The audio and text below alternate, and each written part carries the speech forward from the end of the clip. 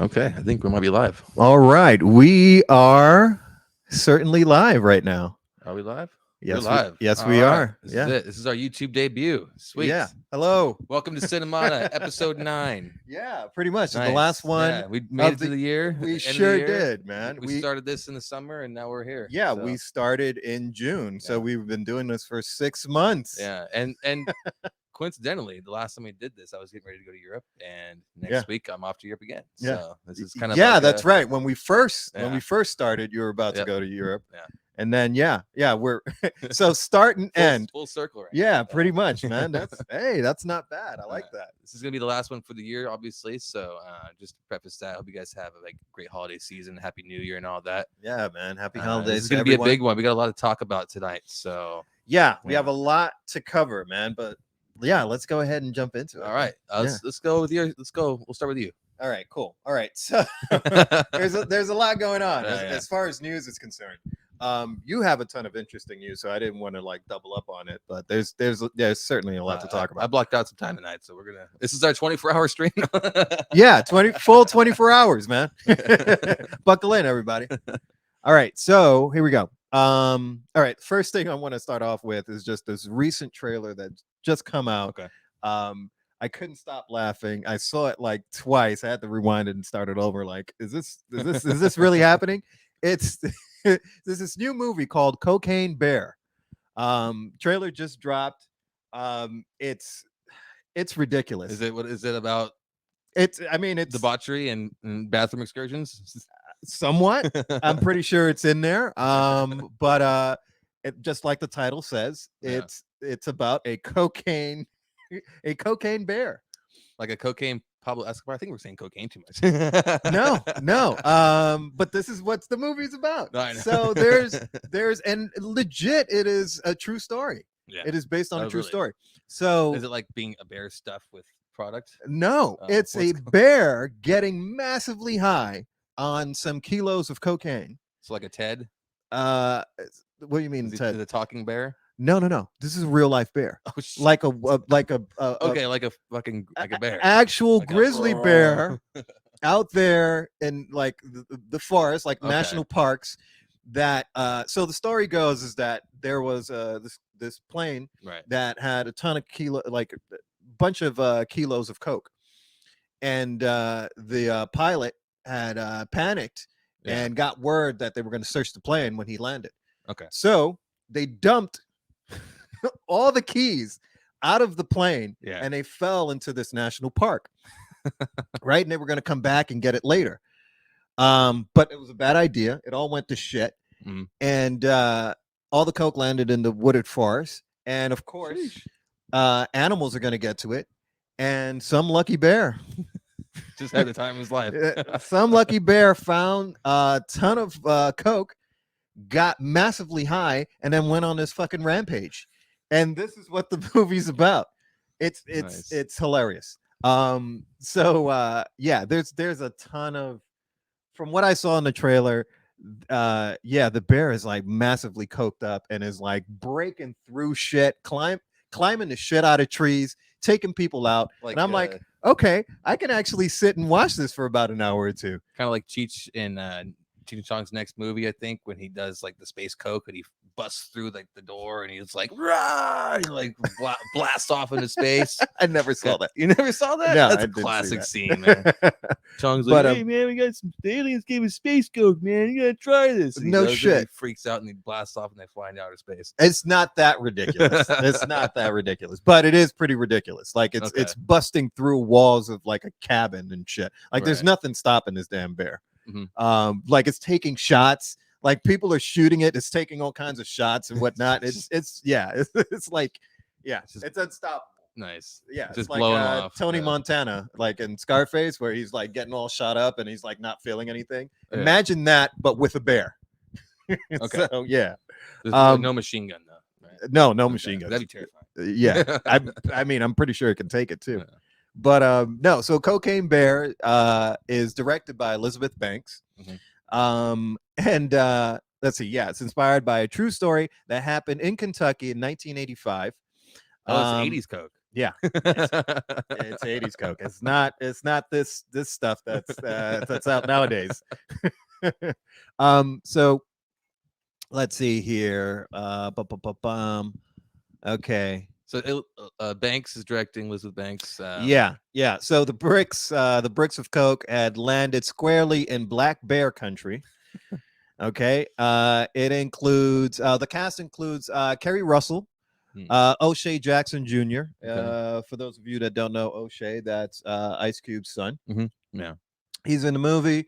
Eldon Enrich. Alden Ehrenreich. He Enrich. played Han Solo. That's right. Yeah. He's in the film as well. And the late great Ray Liotta. R.I.P. This was his last film. This is his posthumous release. That's Yeah, right. yeah. That's right. And he plays one of the guys that's looking for the coke. So He's like a mob, he's playing a mobster, in 80s gear. He has these wide collar, shirts and all that Miami stuff. Vice type going on. Right. Yeah. He's got that going on. And then when I saw him in the trailer, I'm like, oh man, Ray. But no, it looks like a some good fun. Yeah, it looks like a good cast too. Yeah. I thought Ehrenreich did a great job of, some people think he didn't, but I thought he did great as Han. Mm-hmm. O'Shea Jackson Jr. He was in Obi-Wan Kenobi too. He played a little rebel. That's right. And That's obviously straight out of Compton. So Yep. yeah, played his dad. So I like his work. He's got some he's got acting. chops. Yeah, he's got some acting. He needs chops. some work to kind of refine his. Yeah, and but he's getting it. So yeah, Yeah. and he's taking all these roles, and Yeah. I think he's doing the best that he can with these roles. Exciting. It's interesting that Elizabeth Banks is going to star in this because she's usually the actress. She's usually the actress, right? Is this her directorial debut? I'm not too sure about that. Yeah. I think she's directed some stuff before. Okay. But I have to check the stats on that. Is this a feature? It is a feature. Okay. Yeah. What's the studio? Is it coming out on like Netflix or that? I don't know. Let's see. Just a quick IMDb. us for IMDb? All right, if you're watching on Instagram, you can check out our YouTube link in my profile and hear better audio. So okay, or you can watch it there and have fun with our kind of Dutch angle here. Look at that. Look, isn't that poster Oh, amazing? Look at the cocaine bear. He's like draped in coke. It's insane. There goes Ray Liotta. All right, so is that Michael Shannon? Oh, is that on the movie? Oh no, yeah, that's okay. a different movie. I got excited because Michael Shannon's great. All right, so let's see here. All right. Start beatboxing, people.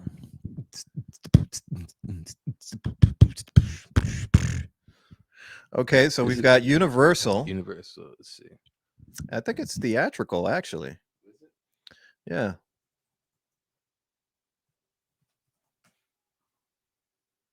Comes out February 24th. Mm-hmm. It might just be, I think you're right. It might be a theatrical. Yep. Yep. No. Yeah, right here, exclusively to theaters. Yeah, not a streaming service. Good. Attached. It'll come out later. Yeah, but yeah, man. I hope it does good. The trailer had me laughing. I'll have to check it out. Yeah, I had to rewind it and see it again just to believe my eyes. But it looks like a very fun movie. Right. So yeah, man. Let's see what else I got here. So Violent Night. Okay, yeah, so Violent Night. This is another David Harbour. Yeah, David Harbour is great, man. He looks great as Santa. This is the badder Santa. This looks like a couple of guys got together and basically like this is taking like the Die Hard theme and pushing it to absurdity. Okay. Because it's how they say Die Hard is like a Christmas movie. It is a Christmas movie. It is a Christmas movie. I agree. Absolutely. But now they actually have taken a Christmas movie and turned it into a Die Hard film. Yeah. So it's kind of like it has that reverse type of approach to it. Gotcha. But yeah, this is another movie that looks very violent and very fun. Yeah. Not to be taken seriously, but it's kind of like a parody. It's a huge parody, But yeah, David Harbour is playing Santa, and he's essentially John McClane, Yeah. right? And then you have John Leguizamo, Mhm. who is the leader of this band of terrorists, and his name is actually Mr. Scrooge.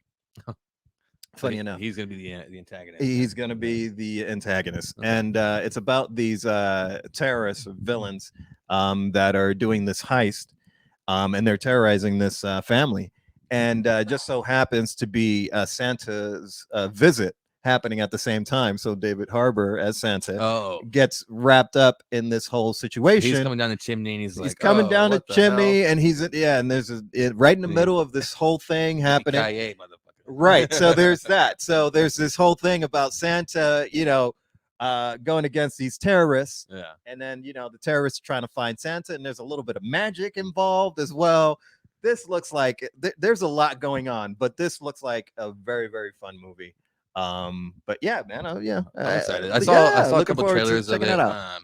The past few months they've been kind of marketing this a little bit, so I've seen Yeah. a couple trailers. Yeah. But it's coming out next month or this month? I mean, it's the 30th. So tomorrow's December, so Right. So it's coming out. I would hope it comes out before Christmas. 'Cause It that'd is be- coming out yeah. for Christmas. Is it? Um, Is it a streaming production or is it a theatrical? Let me check. This is like the question of the night. Actually, I think this is I thought it was. Oh, it's actually theatrical. yeah. Okay, great. It actually comes out tomorrow. Fantastic. There we go. Yeah, it's playing at the Prune Yard for those who are local. Nice. Okay. Also at Cinelux Almaden Cafe and Lounge, where you can lounge in cafe. Nice promotion. I like that. Cinelux want to hire me and we can do some stuff. Man. I just got this new gimbal that I'm using, so Yeah, just put yourself out there, man. Self promotion, man. So yeah. Do I it. can influence maybe one person. You're getting there. You're slowly getting there. But yeah, man, Violent Night. Yeah, looks fun, man. John Leguizamo's playing Mr. Scrooge. Nice. And Nice. yeah, it's a complete, John McClane kind of situation. Santa takes out some terrorists. So kind of like a John McClane / John Wick Yes, in essence, but with where Santa. he's a But with Santa, Does he I have- mean, he's like he does this. There's this one part that I saw, which was like right out of John Wick. Like John Wick took somebody out with like a pencil. Yeah.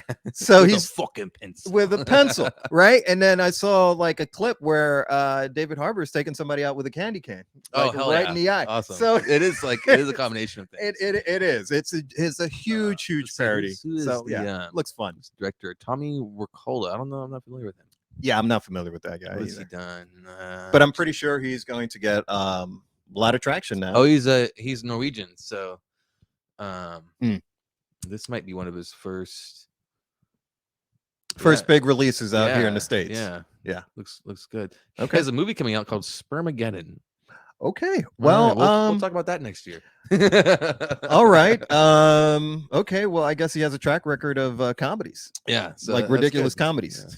Yeah. Well, I'm excited to check this out. I might even go see this in theaters before I leave. That'd be a nice, Yeah. nice little send off. Yeah. Wrap up some movies. I got Yeah, some I free think that time would be next good. week, so Yeah. Cool, okay. man. Yeah. Uh, So that's coming out. yeah. So that looks good.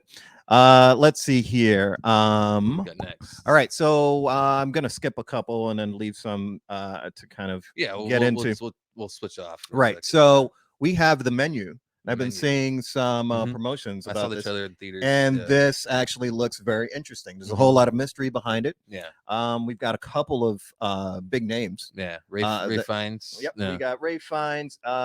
We've got let's see, Anya Taylor-Joy, Nicholas Hoult.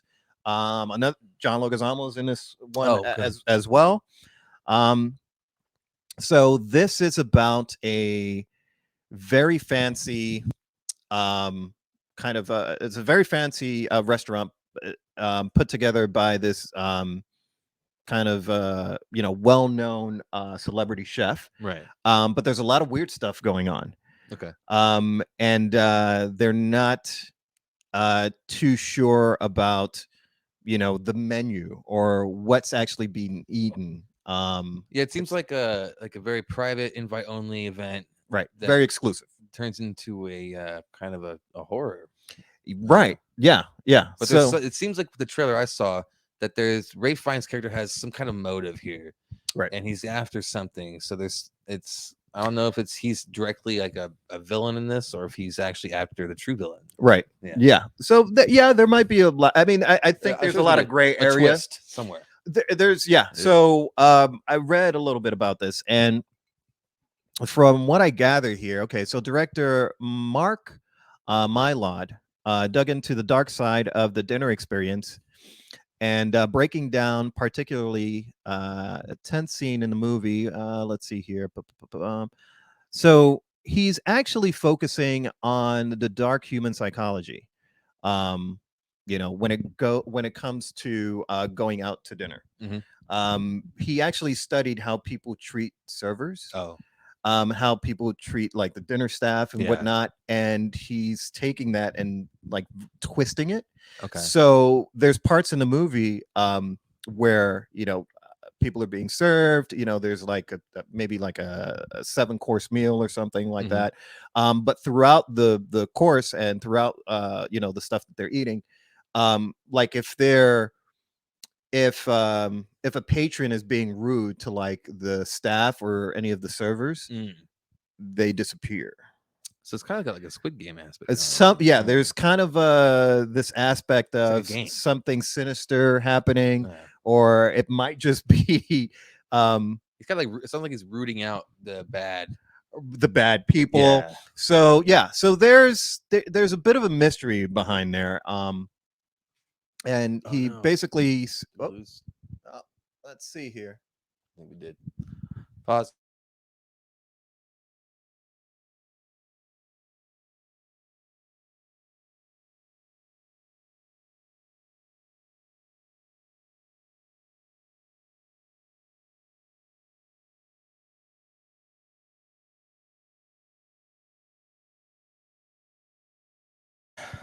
All right, sorry about that. We lost Yeah. camera for a second. This is the problem with DSLRs is that if you have to jerry rig it to There's hold, a timer.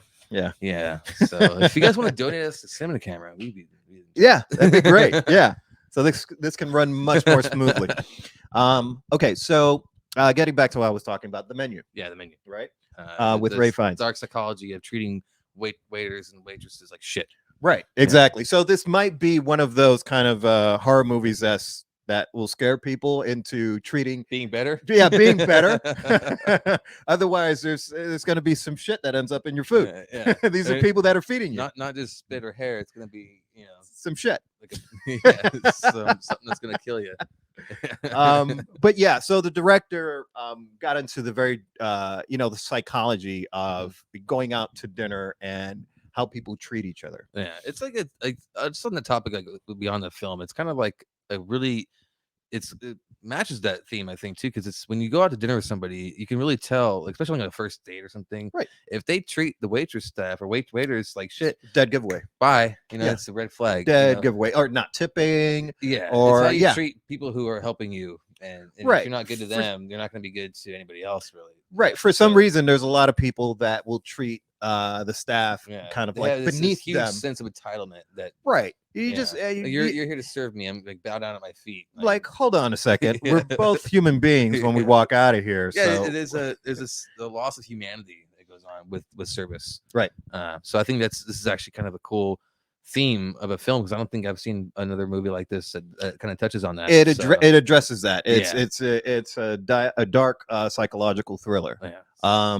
And I don't know. We'll see what's being put in the food. There's this big mystery on what's actually on the menu. Yeah. But yeah, like there are parts in the movie where a spoiler alert. Where people begin to disappear if they're rude or condescending to the staff.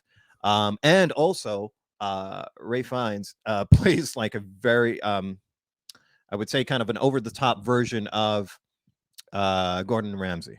It does, yeah. Where he's this very very particular kind of drill sergeant-esque type of a chef. Yeah. Where he's very militaristic with his kitchen staff. So I've seen that, and maybe some of the kitchen staff starts to disappear as well if they don't do exactly what he asks. Mm-hmm. So, but yeah, it looks like a very, very interesting film.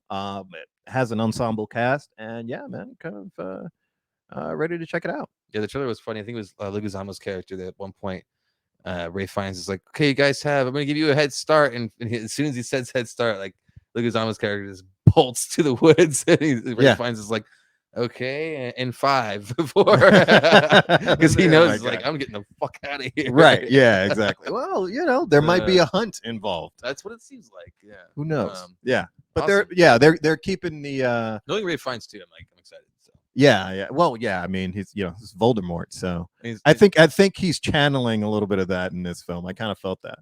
Harry Potter.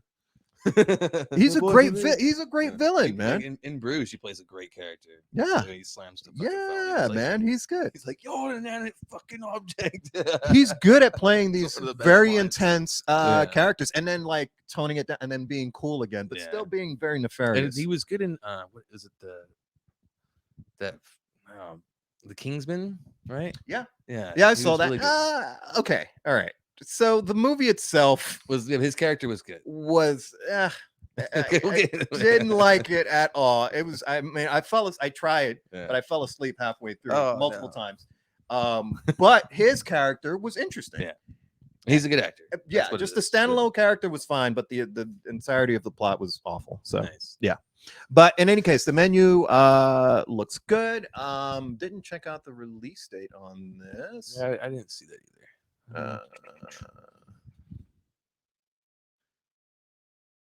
It should be coming out soon. All right, I'm gonna end this on Instagram, guys. If you want to check it out, links in the profile.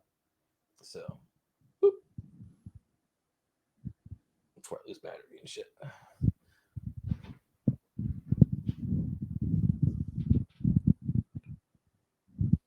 All right. Why can't I see the dates here? Yeah, IMDb seems to be like kind of a weird format these days. Let's see. I just old Google, trusty Google, man. Yeah, I'm not seeing. They used to have all this information on here, but I'm not seeing any. Oh, is it already out? Yeah. Okay, so it's out. It came out a week ago. Oh, figures. Okay, a week and a half. There we go. That's why. All right, so it's already out, and yeah, it's out in theaters. Check it out, man. Is it on Amazon? Is it? Yeah, it's out in theaters. Okay, you can also rent it apparently right now. So. Yeah, they do that now. Yeah, some do. Some do. Yeah, that's right. Amazon, Google Play, and iTunes. All right, cool. All right. Over here. So, let me just wrap it up with the next two here. So speaking of John Leguizamo, again, there's another iteration of Super Mario Bros. Yeah. Did we all forget about Leguizamo's Mario? No, he was Luigi. So yeah, there's he was in the old one. He was Luigi, the really shitty one. Yeah, and the really shitty one that came out back in the 90s. Turn into a cult classic. Probably already is a cult classic. It is a cult classic. It's terrible. Well, that's part of why it's. But it's the first Mario film, and it will go down in history as the first bad Mario film. That was the live action, right? It was live action. Yeah. And it had great actors in it. It had Dennis Hopper, R.I.P., and Bob Hopkins, who's also passed away. Yeah. Two top tier actors. A long time ago again. Yeah, that was a long time ago. Was it the late 80s or? It was the 90s. Oh, the 90s. Yeah, it was mid 90s. But no, they have a new Mario coming out. Yeah, animated. So animated, which is much better. I was completely against the idea of live action, especially for Mario, especially with Chris Pratt. Yeah, that too. So let's talk about the voice acting. I just watched the trailer before we started the stream because I wanted to check it out. Yeah. And so what did you think? I have to agree with you, Ellison. It's not sitting well, except for Jack Black's Bowser. I thought he did well, at least in the trailer. Yeah. Which shows that Jack Black can actually do different voices and voice act. He's without sounding like the same damn person that you always are. Like I instantly could tell it was Chris Pratt. When I heard him talk, and Charlie, I thought Charlie Day might be a good Luigi, but it's just Charlie Day. It's just Charlie Day. Like maybe there's no acting in both of them. Maybe it's like a thing where they're afraid to like do an Italian thing because of how like tumultuous it could be to. It can be. The line is very thin these days between imitation and Okay, emulation. let's just be real here. Yeah, I guess so. That's Yeah. true. But what are we actually discussing here? Are we discussing if it was the first time you ever heard Mario hmm and they put that out there and they did that, then yeah, you're gonna have some concerns because it's just kind Right. of like it's it's kind of stereotyping. Yeah, exactly. Yeah, especially for Italian Americans, it's just Well, like, oh, especially that doesn't for look something good. created by Japanese, and then that was their caricature of an Right, Italian it is a person. caricature. Yeah. It is. However, how long have we known this character of It's Mario? established. It's Yeah. been established. And the guy is still alive. Well, right, the original Yeah. Mario voice from the video game, right? Mhm. So, all right, Super Mario has been around for about 30 years now. Yeah. Okay. Uh, So more. everyone Yeah. understands his voice and his key quotes.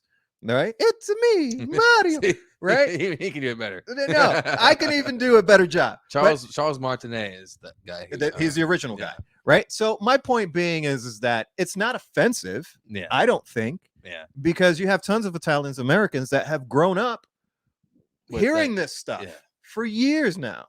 So that's a different thing than it popping up out of thin air. It'd be like having a Mickey Mouse and he doesn't sound like woohoo, and he sounds just like Chris Right, Pratt. Right. Yeah, exactly. So, The mouse, see? it's it's okay to get away with, go with the original voice. Right. Yeah. But I can see if that was a thing they're coming at. I don't know. I'm just guessing. It might not even be that, but who knows? But if both of them aren't even trying to do, they're not. even They sound close. like themselves. They sound like. But yeah. it's an old Hollywood trick. It's an old Hollywood thing now where, you'll hire an actor to play themselves and not a character. And I see that a lot. Like The Rock. Yeah, like Yeah. The Rock. You hire Dwayne Johnson to play Dwayne Johnson. Yeah. That's it. And We're then not hiring then you. you. Attach Kevin Hart to play his. We're not his, hiring you- Little short funny man. Yeah, his sidekick. Exactly. So, it's not much of a reach. Yeah. They're not like, oh, he did a great acting job playing this other character. No, he was playing himself. It's just star power name, and That's really all it is. It's star power name. The people that are familiar with Chris Pratt, oh, he's the guy from Jurassic Park Star and Guardians of the Galaxy. Yeah. So that the familiarity. That's what they're going. Oh, we for. got Keegan Michael Key though. as Yeah, Toad. he's Toad. He sounded great in the trailer. Fred Armisen is Cranky Kong. Seth Rogen is Donkey Kong. I mean, that's kind of I guess that's easy for him. But you see where they're going with this. Donkey Kong's just doing like the whirlwind. He's Like I can hear him laugh. Yeah, that's what I'm saying. I can hear that laugh already. Jack Black is doing Bowser, and he actually, I think, does a good job. Again, Anya Taylor-Joy is doing. Oh, yeah, we don't want to be too loud. I'm a loud person. Anya Taylor-Joy from The Menu is playing Princess Peach. So yeah, there's a couple of. It's definitely a star-studded cast. It is.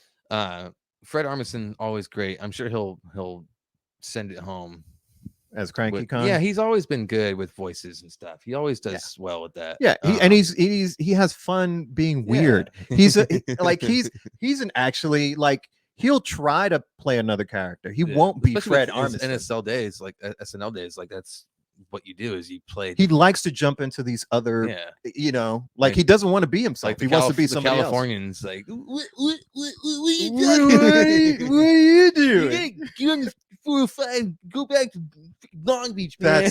That was great stuff, man. All of his characters. Oh, the Californians is such a great skit. Yeah, on SNL, he just all his and Keegan as well, and his stuff with Portlandia was fantastic. So that I was obsessed with that show Jack for a while. Black in some more roles because I feel like he's been kind of like low radar these days. Yeah, man. I mean, listen, man. The guy he doesn't need to do work. He doesn't. He's set, and the guy's been working his ass off. Like the early days of Jack Black, he's done a lot of work. The mid 2000s and like the early. He's much older now, so he's just like kind of relaxing, man. And I get he's it. pretty active on social media though. Yeah. There's a lot of funny stuff there. Yeah, for sure. He's had the freedom to just chill out and do what he wants. So. Yeah, man. Do some Tenacious D stuff. I hear that he's there is a new movie coming out. Right, he's got some stuff in the works. I think the pandemic like hit the release date with that, but it was originally going to come out this year. Right. Yeah. And then supposedly he was working on some music as well. They did do the tour. So yeah. Yeah, they just came through the Bay Area like 6 months ago. Oh, well, I didn't even know that. Okay, cool. But yeah, man, it looks fine. The visuals look fine as far as Super Mario Bros. It looked great. And I like how they have it looks like the game at certain points. Yes, there's a ton of references and to the Mario game. Kart moment in the trailer. Right, so I get the idea of there being like this tournament, right, and these challenges, right, because you see him going up against Donkey Kong, right, which is the original Mario game. This, him. Mario was first introduced in Donkey Kong. My grandpa actually has that arcade machine in his house. Donkey Kong game? Yeah, that's solid, man. That's good stuff. Cool. Yeah, that's good stuff. But yeah, man. So there's all these little references, the stars and the flowers and those little question mark boxes that you gotta hit. Yeah. When I saw the Mario Kart part, I was like, oh, yeah, so I had the Rainbow Road, right? And I was like, oh, this is cool.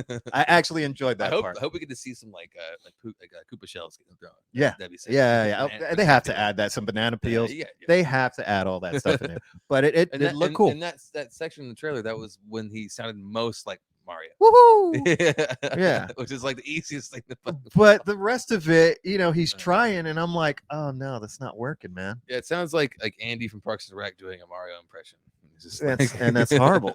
I don't like that idea. But like I told Elson, I'm gonna give it the old college try when it comes out, and see what we'll see what happens. But all right, so moving along, Willow was just released. Willow. Okay. Yes, Willow. The series was just released based on the movie done by George Lucas back in the day, because George Lucas is a nerd and he dabbled into sci-fi and the fantasy realm. Did he direct? I think he wrote it. He wrote it. Yeah. Yeah, but who was it? Wasn't it Spielberg? No. Jeez, I don't remember, man. I don't know why I'm thinking that. I mean, the buddies were Lucas, Spielberg, and Zemeckis. Those were the three top. Yeah. Oh, it was Ron Howard. Oh, that's right. Yeah. Oh, okay. Yeah. Oh, yeah, that's right. And Ron Howard was his little protege from American Graffiti and all that. That's right. So, yes, that's right. That makes a whole lot of sense. Yeah. So back in the early days. Yeah. And had Val Kilmer. That movie was Mad Mardigan. I think. Yeah, man. That was a great film. I don't know. Does he show up here as like maybe a one-off? I haven't heard anything, but it would be great to have him back. Yeah, because if they could do it for Top Gun 2 and give him a little, give him the time of day. I hope they squeeze him into this. I know his ex-wife is in it because she played the opposite of his character. Yeah, and that's how they actually. That's how they met. Yeah. Well, no, they first met. If you remember the Val documentary, they first met when he met her in England. Oh, really? Or he was before the movie. Yeah, but then didn't actually like reconnect until Willow. Until the movie. Yeah. He fell in love with her then, and he reconnected with her. And then, okay. Very, very, he put a bookmark on it. Yeah. Bookmark this. Nice. But yeah, that's the mother of his children, and yeah. And I think they're still connected. So yeah, man, it's cool. I hope they give him that kind of, because I think he's earned it. And honestly, I think that was the first time I was introduced to Val Kilmer. Was it? Yeah. It was watching Willow. Willow came out like I was a kid, man. 88. No, Top Gun would have been. Right. Oh, yeah, you're Top right. Gun was 85. That might have been Top Gun. Yeah, that's true. That's true. Yeah. Top Gun was 86, and then Willow was 88. 88. So, okay, so it was Top Gun. Okay, fair enough. But yeah, man, I liked Mad Mardigan. I miss Willow. Val Kilmer. I hope he gets a little time to shine in this, whether it's just a visual of him or he helped make this huge. He did a movie where they dubbed his voice. I mean, that's kind of like, that can be controversial, but it's like he can't talk really anymore. So didn't they do that a little bit of Top Gun?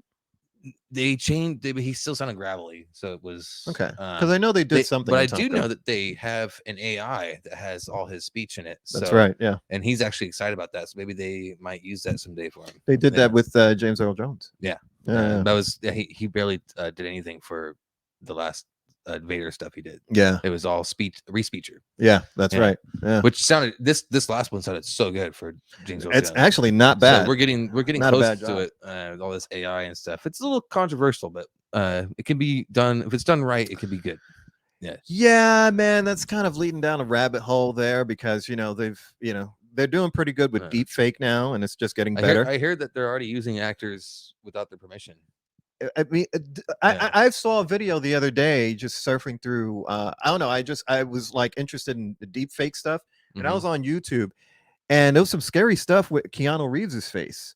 That they were using the Unreal Engine, Okay. which is like the top notch Yeah. graphics engine that's out right now. But yeah, man, it's scary. It's scary what they're doing It's with like, where are we headed with this? with faces, and they were showing what the real engine can do versus what reality is, and a lot of the stuff I couldn't tell, and I was Yeah. like, holy I shit, think actually this I is scary. think I linked that to you on Facebook the other day. Yeah. Where it was like a compare and contrast. It was like side by side of yeah, okay, I Unreal. remember Yeah. that. Yeah, I think that's right. I think that was what I sent. Yeah, man. But But no, Willow, we're getting back to Willow. right, but getting back to it, because we were going off on a tangent there. But yeah, so getting back to Willow, it dropped today. I really want to see it. There's 2 episodes that are out. Okay. And it's on Disney Plus. Mhm. And yeah, the weird thing about it is this, I was kind of like looking into it, and I'm like, well, I didn't get a chance to see it, so let me see what other people are what their critique is. And it's low audience score, man. It's at 40%. Yeah, it's divided right now. And high critic score, which is at 80%. This happens a lot.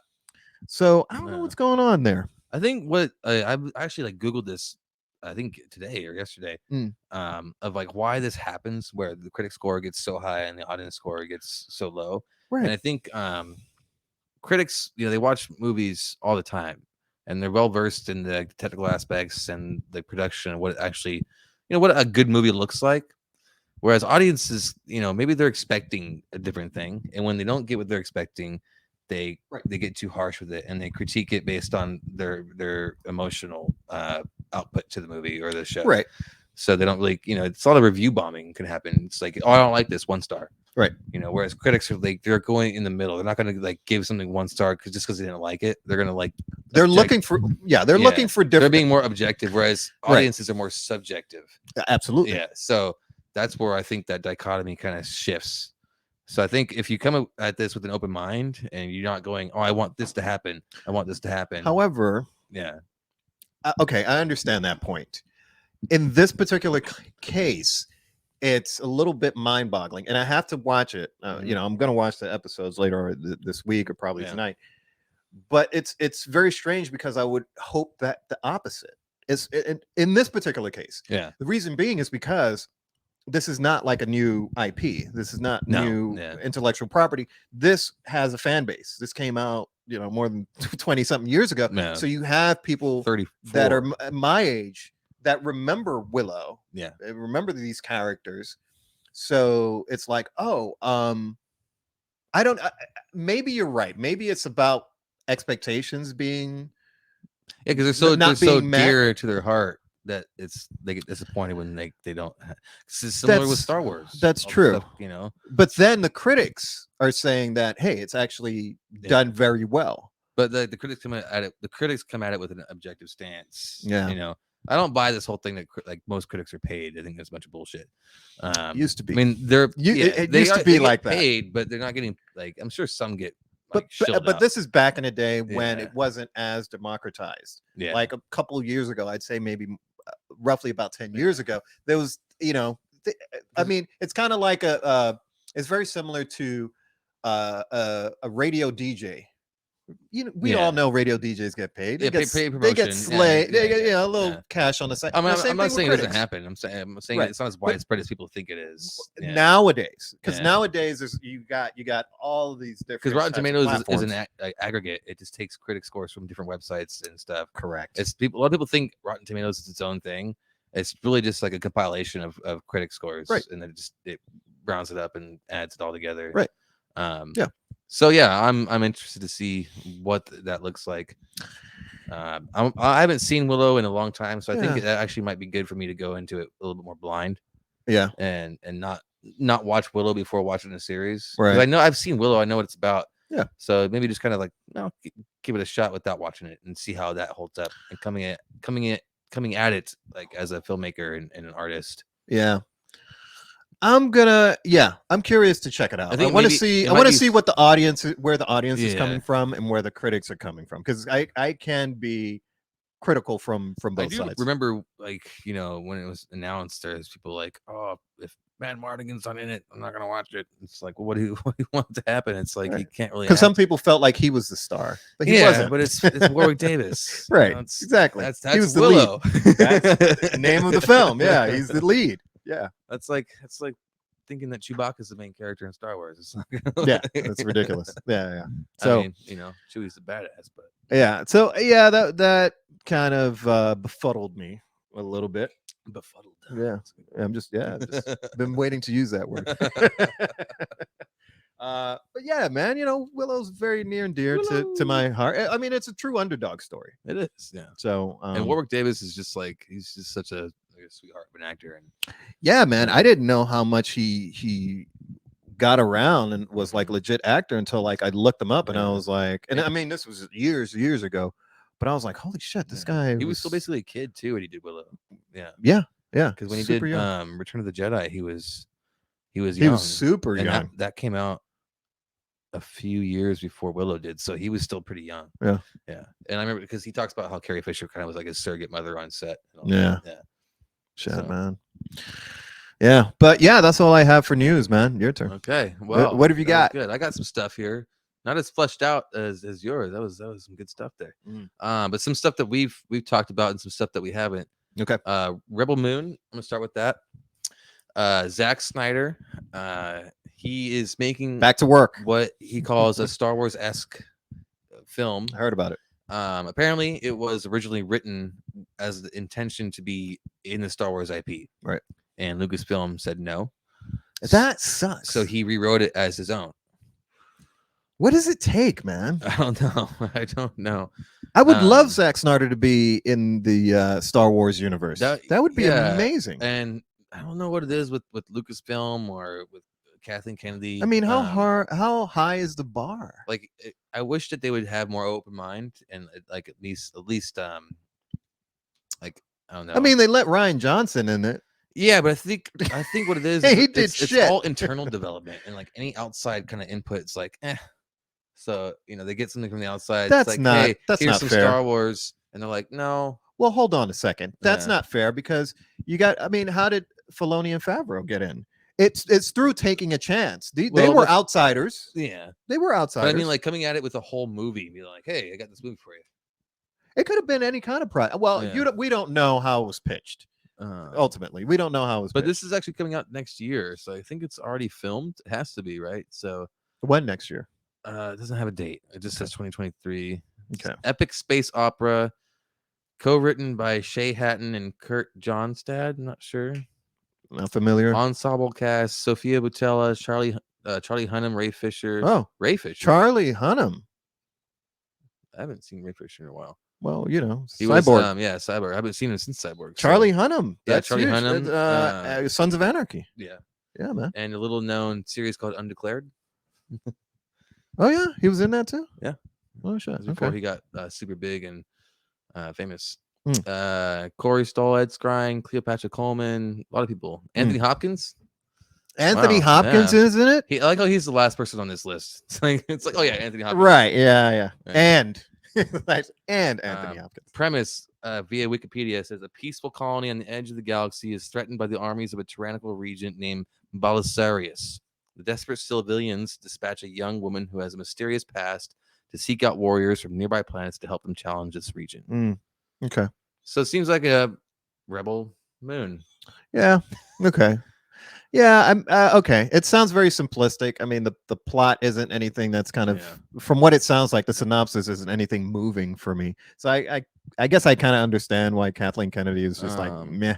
And right here on the Wikipedia, it also says that, like it said, he pitched it to Lucasfilm in the time period between the conclusion of the prequel trilogy and the sale of Lucasfilm to Walt Disney. So this was a while back. He pitched this, a long time ago. He's been writing this for years. Wait a minute, this is back in 20.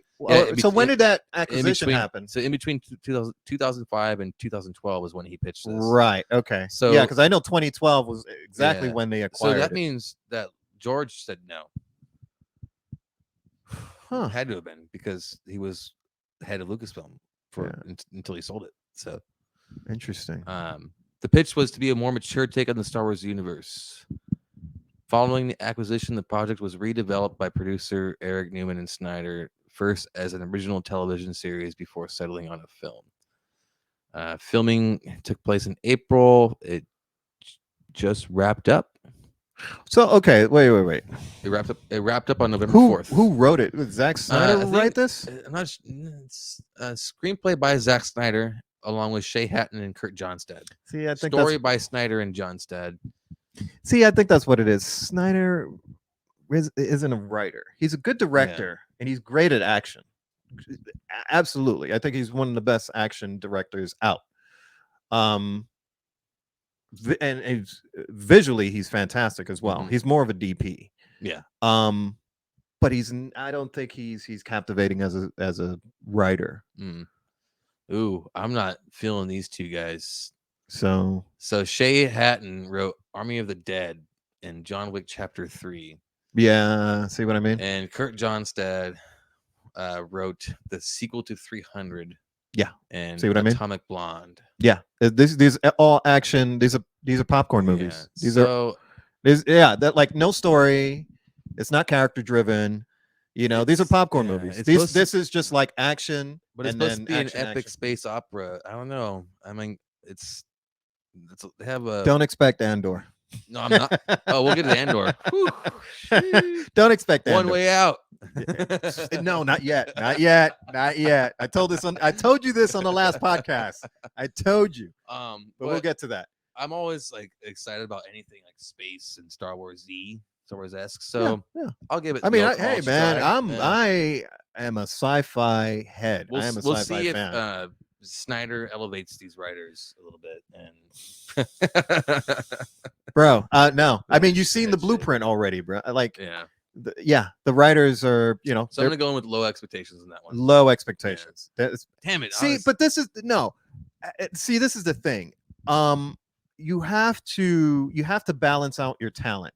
Yeah. Like I said, Snyder is great visually, but he needs to team up with a solid fucking writer, man. Right. Yeah. Like an awesome writer, like Jonathan Nolan. Yeah. Or what's his face? That did the Dark Knight. The first two Dark Knights. David Goyer.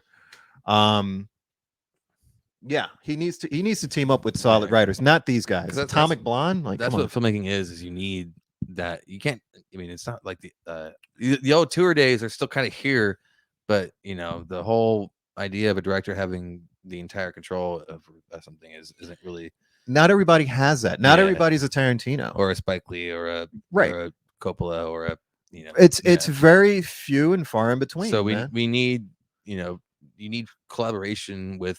If you're weak on something, get somebody that's super strong on that other thing. It's like Denis Villeneuve, who brings in deacons and stuff to realize his works. Absolutely. Absolutely. Yeah. Balance it out. You need collaboration. Like, you have to, it's humbleness and like, that's I'm the not whole good. Point. Come here and help me out. Let's do this. That's the whole point. And that's how you make great shit. I know that I'm not the best writer in the world, right? So I need help, especially when like I'm putting stories together. I'll have a solid outline and I'll know like certain plot pieces, but when it comes to like great storytelling, I need help. I need to bring in some other people. Yeah, and you wouldn't bring in somebody who isn't great. You'd be like, no, man, yeah, like or at least know who I'm bringing in.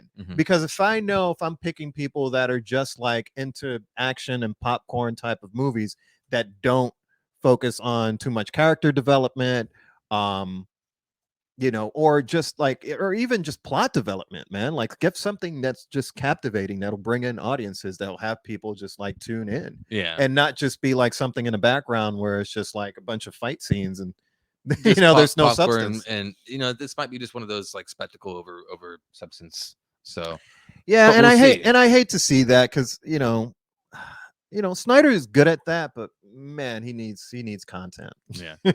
So next on that, then on this list I have here is something that I think we've kind of not really talked about, but we've we've acknowledged together. Well, this is Yeah. this is a huge It's thing. big. Yeah. It's huge, and it's something that I've been rooting for a very, very, Yeah. very long It's time. something that you've actually been talking about doing on your own too. I have been Yeah. actually. Yeah. So I am happy to see that Ben and Matt are Ben Affleck and Matt Damon. Matt Damon, Yeah. right? Are actually from some of the first, A-list movie stars Yeah. that are paving the way, and I hope this catches fire Mhm.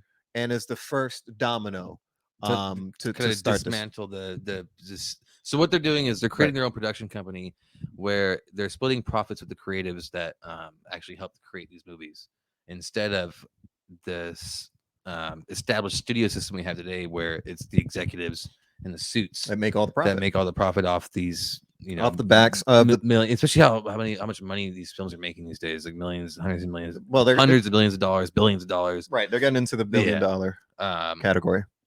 It's almost like how people complain that sports players make so much money, but they forget that it's the owners who make fucking way more. Yep. So people complain about actors making like exuberant amounts of money. It's like, well, how much are the studio execs making? Like you don't even know because it's not even transparent. Right. So like this is actually they keep those numbers under wraps. This is like wresting control away from them and putting the money in the hands of the creatives, giving them incentive to want to work for that. Yeah, because you still have starving artists. Yeah. Underneath it all. They were starving artists when they came up, and people forget that. People forget that most of these creatives and actors and stuff came from humble beginnings. Super humble, yeah. And just because they got rich and famous doesn't mean that they don't know what it is to be poor. Some do. Some do. Some forget. Some forget. Some were born of nepotism, obviously, but a lot of them weren't. Yeah. People like Jonathan Majors and Matt Damon, like, and Ben Affleck. They came out of college together, and they got their start with Good Will Hunting, and it was produced by Kevin Smith. Right, man. I mean, it was just some guys, some film graduates from Boston. Film graduates that just wrote a good story, man. They got an Oscar for best screenplay.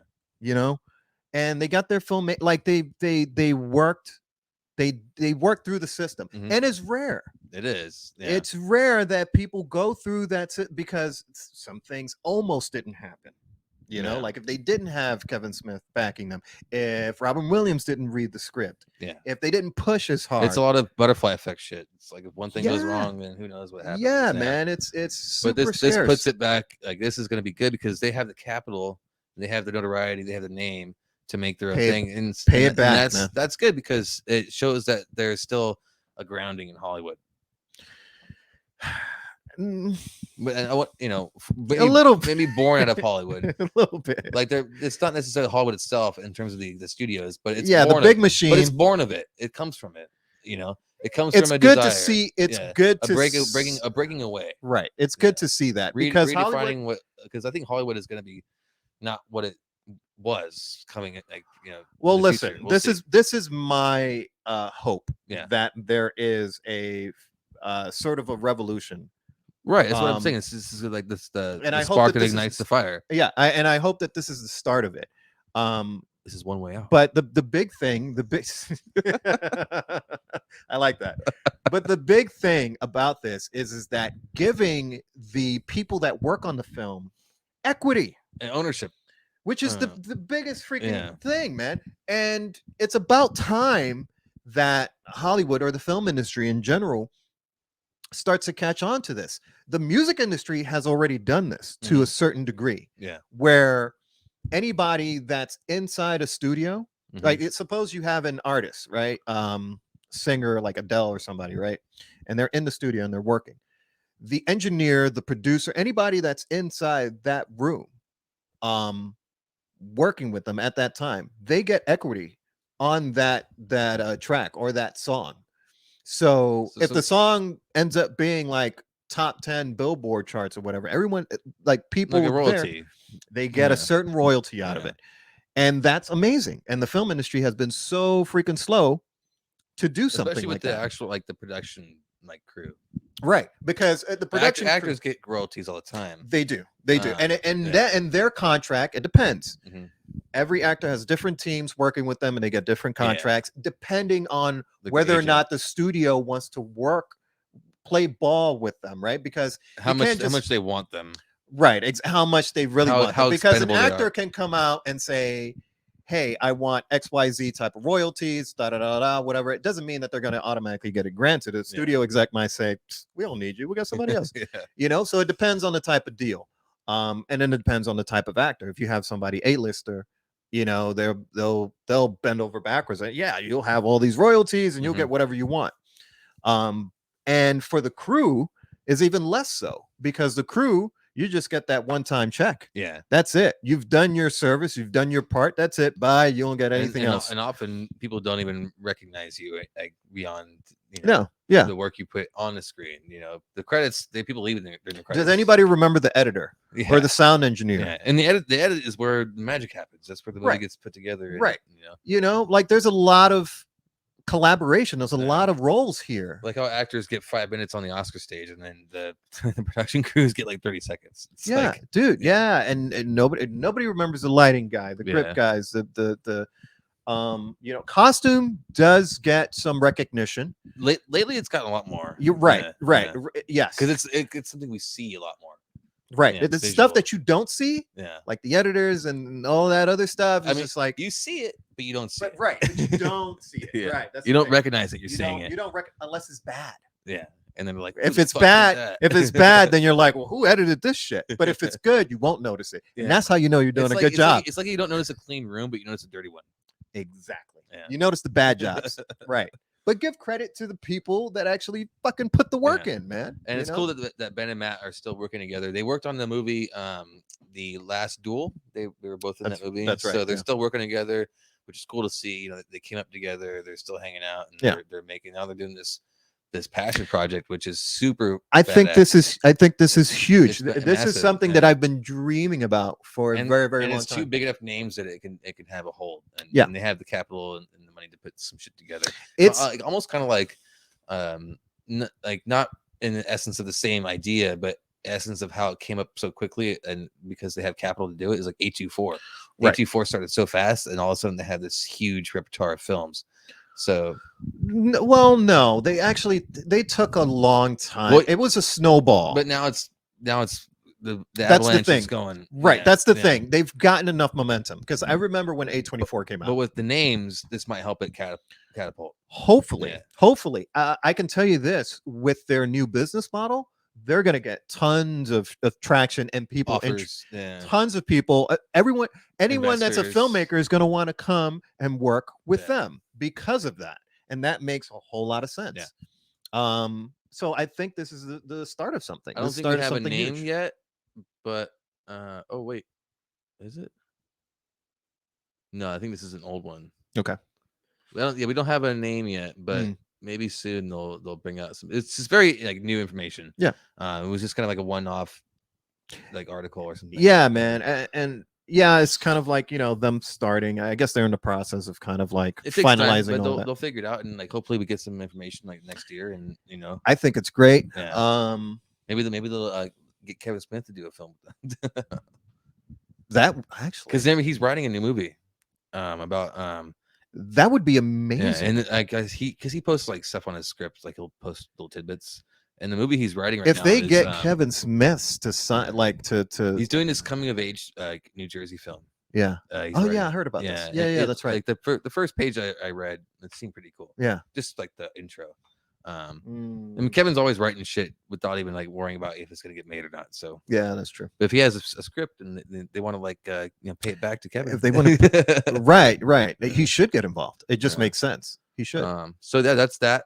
I like that information right there. I think it's exciting. Man. No, I think that's huge. I think for production crews, man, it's about time, because a lot of guys will work on these huge giant films and then they walk away and they'll just end up very very little profit and broke, and they're still struggling. It's not fair that they help make, because it takes an army.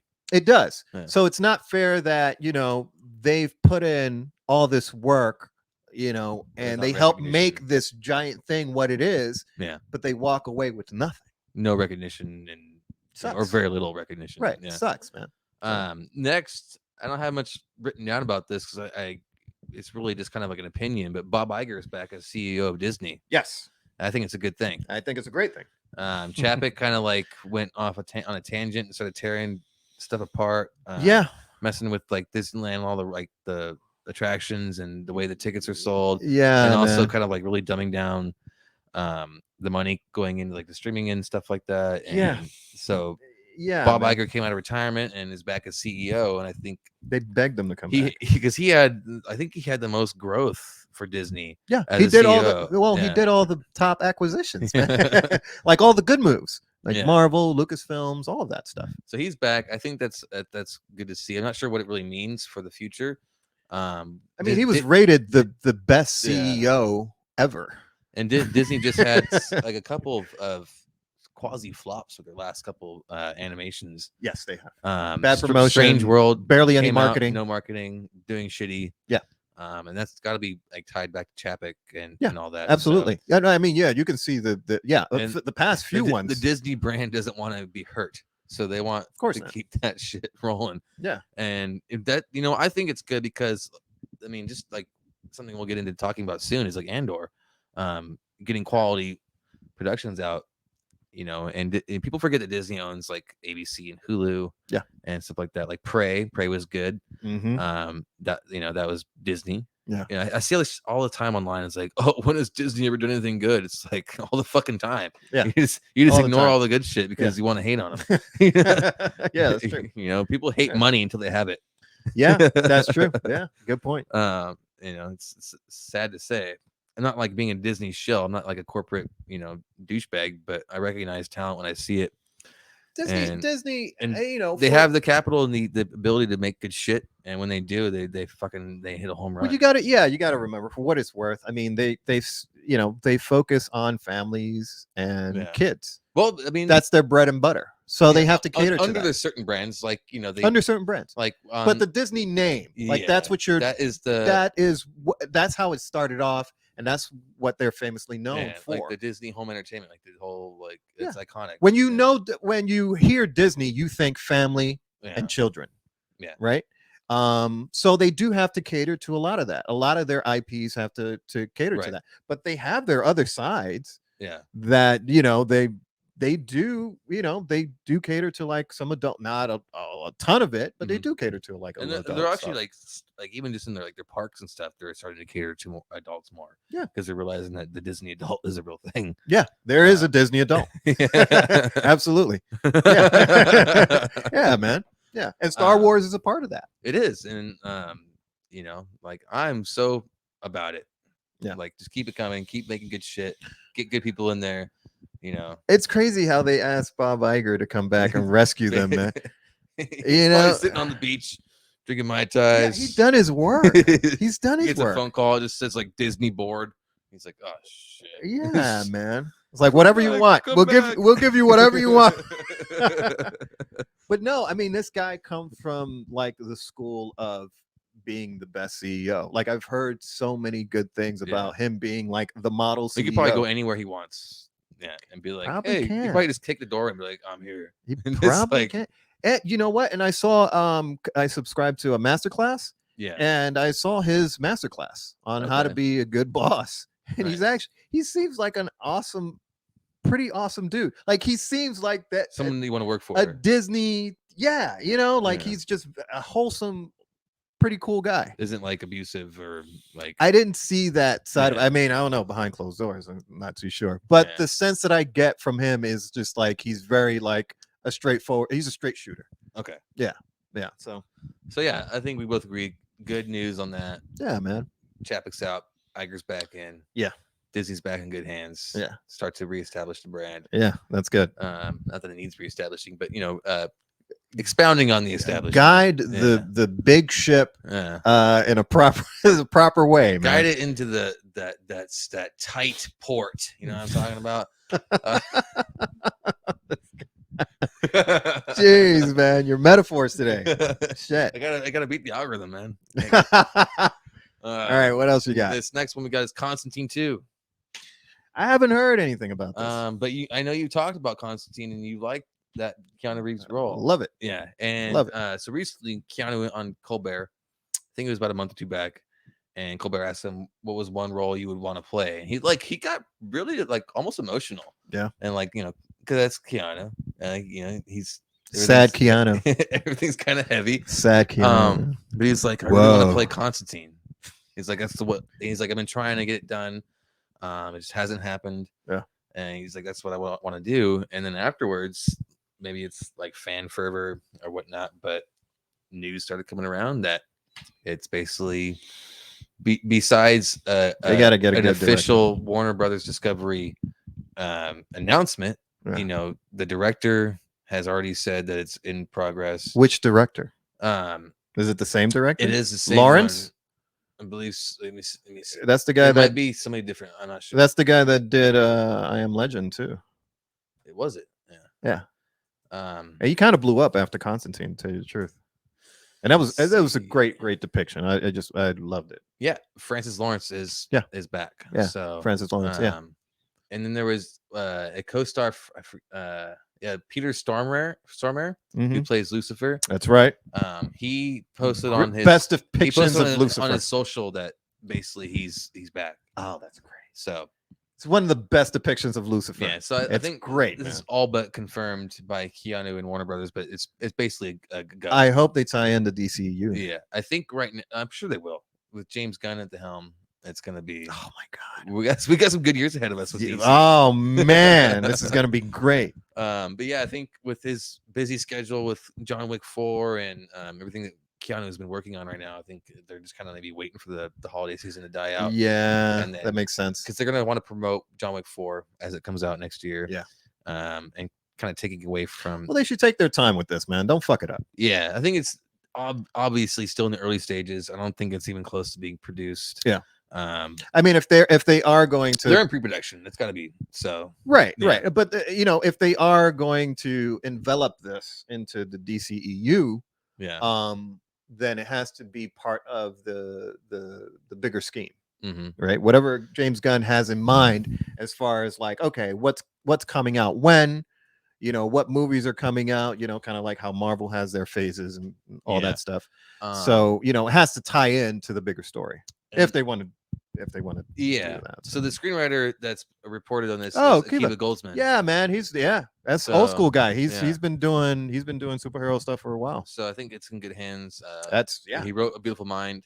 Yeah, and that's a writer. Yeah, that's who you want. That's a fucking writer. That's who you want on your shit. Yeah. So I think it's gonna be in good hands, and I think because Keanu wants to play it so badly that he's gonna just home run that shit. Yeah.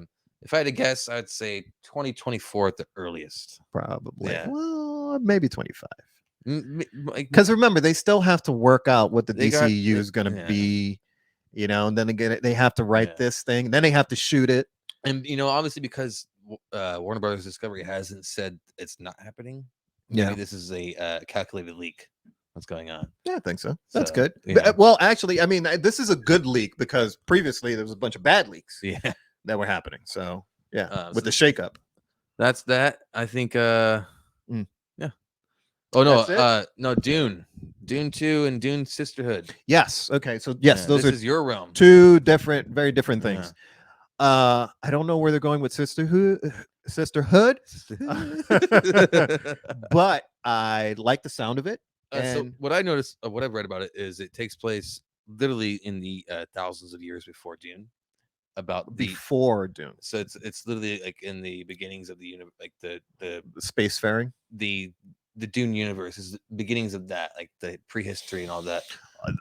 It spans 10,000 years. It's the precursor to the Bene Gesserit. Okay, that's good. So yes, the Sisterhood is what turns into that group. Yes, and that is very important. Yeah, in the Dune universe, huge deal. The Bene Gesserit is the sisterhood that controls everything under the surface. Yeah, they have a hand in every single aspect. A hand in it.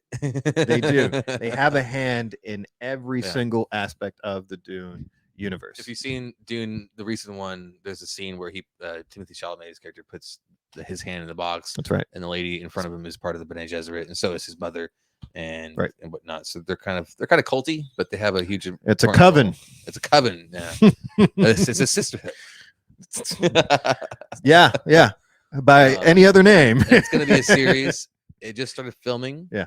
And Dune 2 also just started filming. That's right. So this might be some kind of a concurrent release, or maybe Sisterhood will come out before. That'd be awesome. I think that is more likely. They should milk the shit out of this, I think and it's about time. Coming out before is more likely because it's a TV series and it's lower budget. And I think actually, if the series comes out before the movie, would be ideal. Yeah, because it builds hype. It builds hype, and it builds the and story. then understanding, and understanding of like what the story is. Because a lot of people, unless you're a Dune nerd, unless you're a Dune nerd and you go and you spend the time trying to understand the universe, you're going to be pretty lost, and you're not going to understand. Well, okay, well, watching the movies, how did we get here? Because it is based on. It's not like Star Wars. It's actually based on Earth. And human. It's the theoretical evolution of our species. Correct. Yeah, absolutely. And it spans 10,000 years. So 10,000 years from now, you'll have the events that are happening in a movie. The stuff that happens between them is massive. There's a lot of shit that happens. There's a fight with AI for a couple hundred years, and then they outlaw AI completely. So you're not going to see any AI in any of the Dune movies whatsoever because it's outlawed. And then talking about the Bene Gesserit, that's a big deal too. And Frank Herbert goes into a lot of detail to talk about the sisterhood, because they're kind of like witches. They have special powers. Yeah, they have abilities. The voice. Yeah, they have the voice. Which is what fucks with Timothy Chalamet. That's right. And then he's able to use the voice because his mother is a Bene Gesserit, which is a huge deal. And it's a huge deal. And they're gonna talk about this in the next movie, I believe. Right. Which might be why they're doing this, to kind of connect that. Right. Like, why are they so important? Yeah. And they're pretty mysterious. If you saw the movie, they're they're shrouded in mystery. And actually, it's supposed to be that way. There's not too many people who are supposed to know that much about them. However, if they're doing a series about this, they'll shine the whole light, and you can appreciate, the history that they have. Yeah. We were like kind of not really connected at all, but it kind of reminded me of like the sorceresses from Ashai and the Song of Ice and Fire, where they're this mysterious land and like mysterious group. That have some sort of importance that you don't really know about. Right. Yeah. Very similar. Oh, yeah. Okay. It's not really talked about because it doesn't really affect Game of Thrones or anything, but I think it's with George R.R. Martin. I know he has plans for that shit somewhere. Yeah. Yeah. Okay. Cool connection. That's it on news. I think this is a good spot to take a quick few-minute break. Let's take a break. Get a bathroom drink break going in. We'll be back. We'll be right back.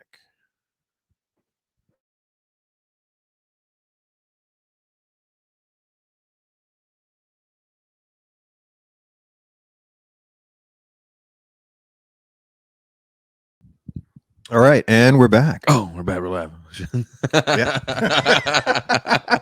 We're live. All right.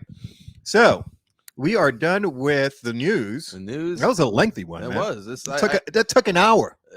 Over an hour. Which is I plan on this because it's the last podcast of the year. It's going to be another month and a half probably until we do our next one. So in January, in the new year. Yeah. So we have a lot to talk about. A lot to wrap up, and it's just kind of I like doing this. I think in the last few episodes we've hit our stride and got this. We sure have. It's been fun. 6 months. Can you imagine? Like, it doesn't feel like 6 months. I think a little more than 6 months. We started in June. That's right. So about 6 months. Yeah. It's episode 9. So that's pretty good. It's crazy. More than 1 month. I like that. That's crazy, man. So we're getting on to our movie reviews of what we've seen, and both of us have seen quite a bit this last few weeks. Yeah. So you want to start it off, or I can start it off? You go ahead. Okay. All right.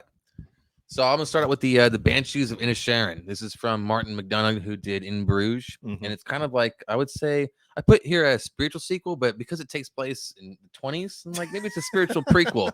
It has nothing to do with In Bruges at all, but it has the same kind of like black comedy feel to it. Does it have the same type of banter? Oh yeah, between the guys, but it's definitely a little more serious. Okay, because it's about two friends.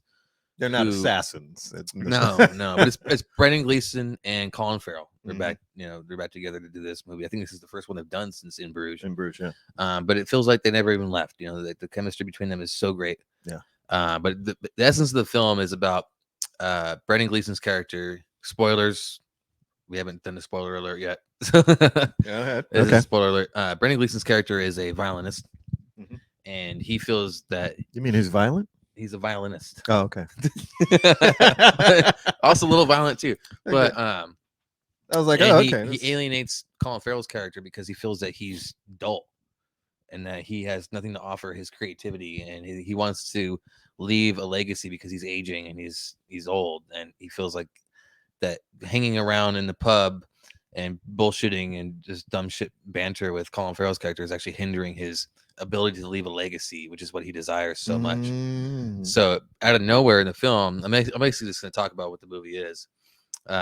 It starts off with Colin Farrell going to his house and he doesn't answer, and he's like, "Oh, I'll see you at the pub then." And like, it's an island, it's a very small community, and Right. like it's you can walk to somebody's house Right. and rap out their windows. Right. And There's so like 30 people that live in the town or something. yeah, so he goes to the pub, waits for him, and he shows up, and he's got the beer ready for him and all that, like a good friend, Right.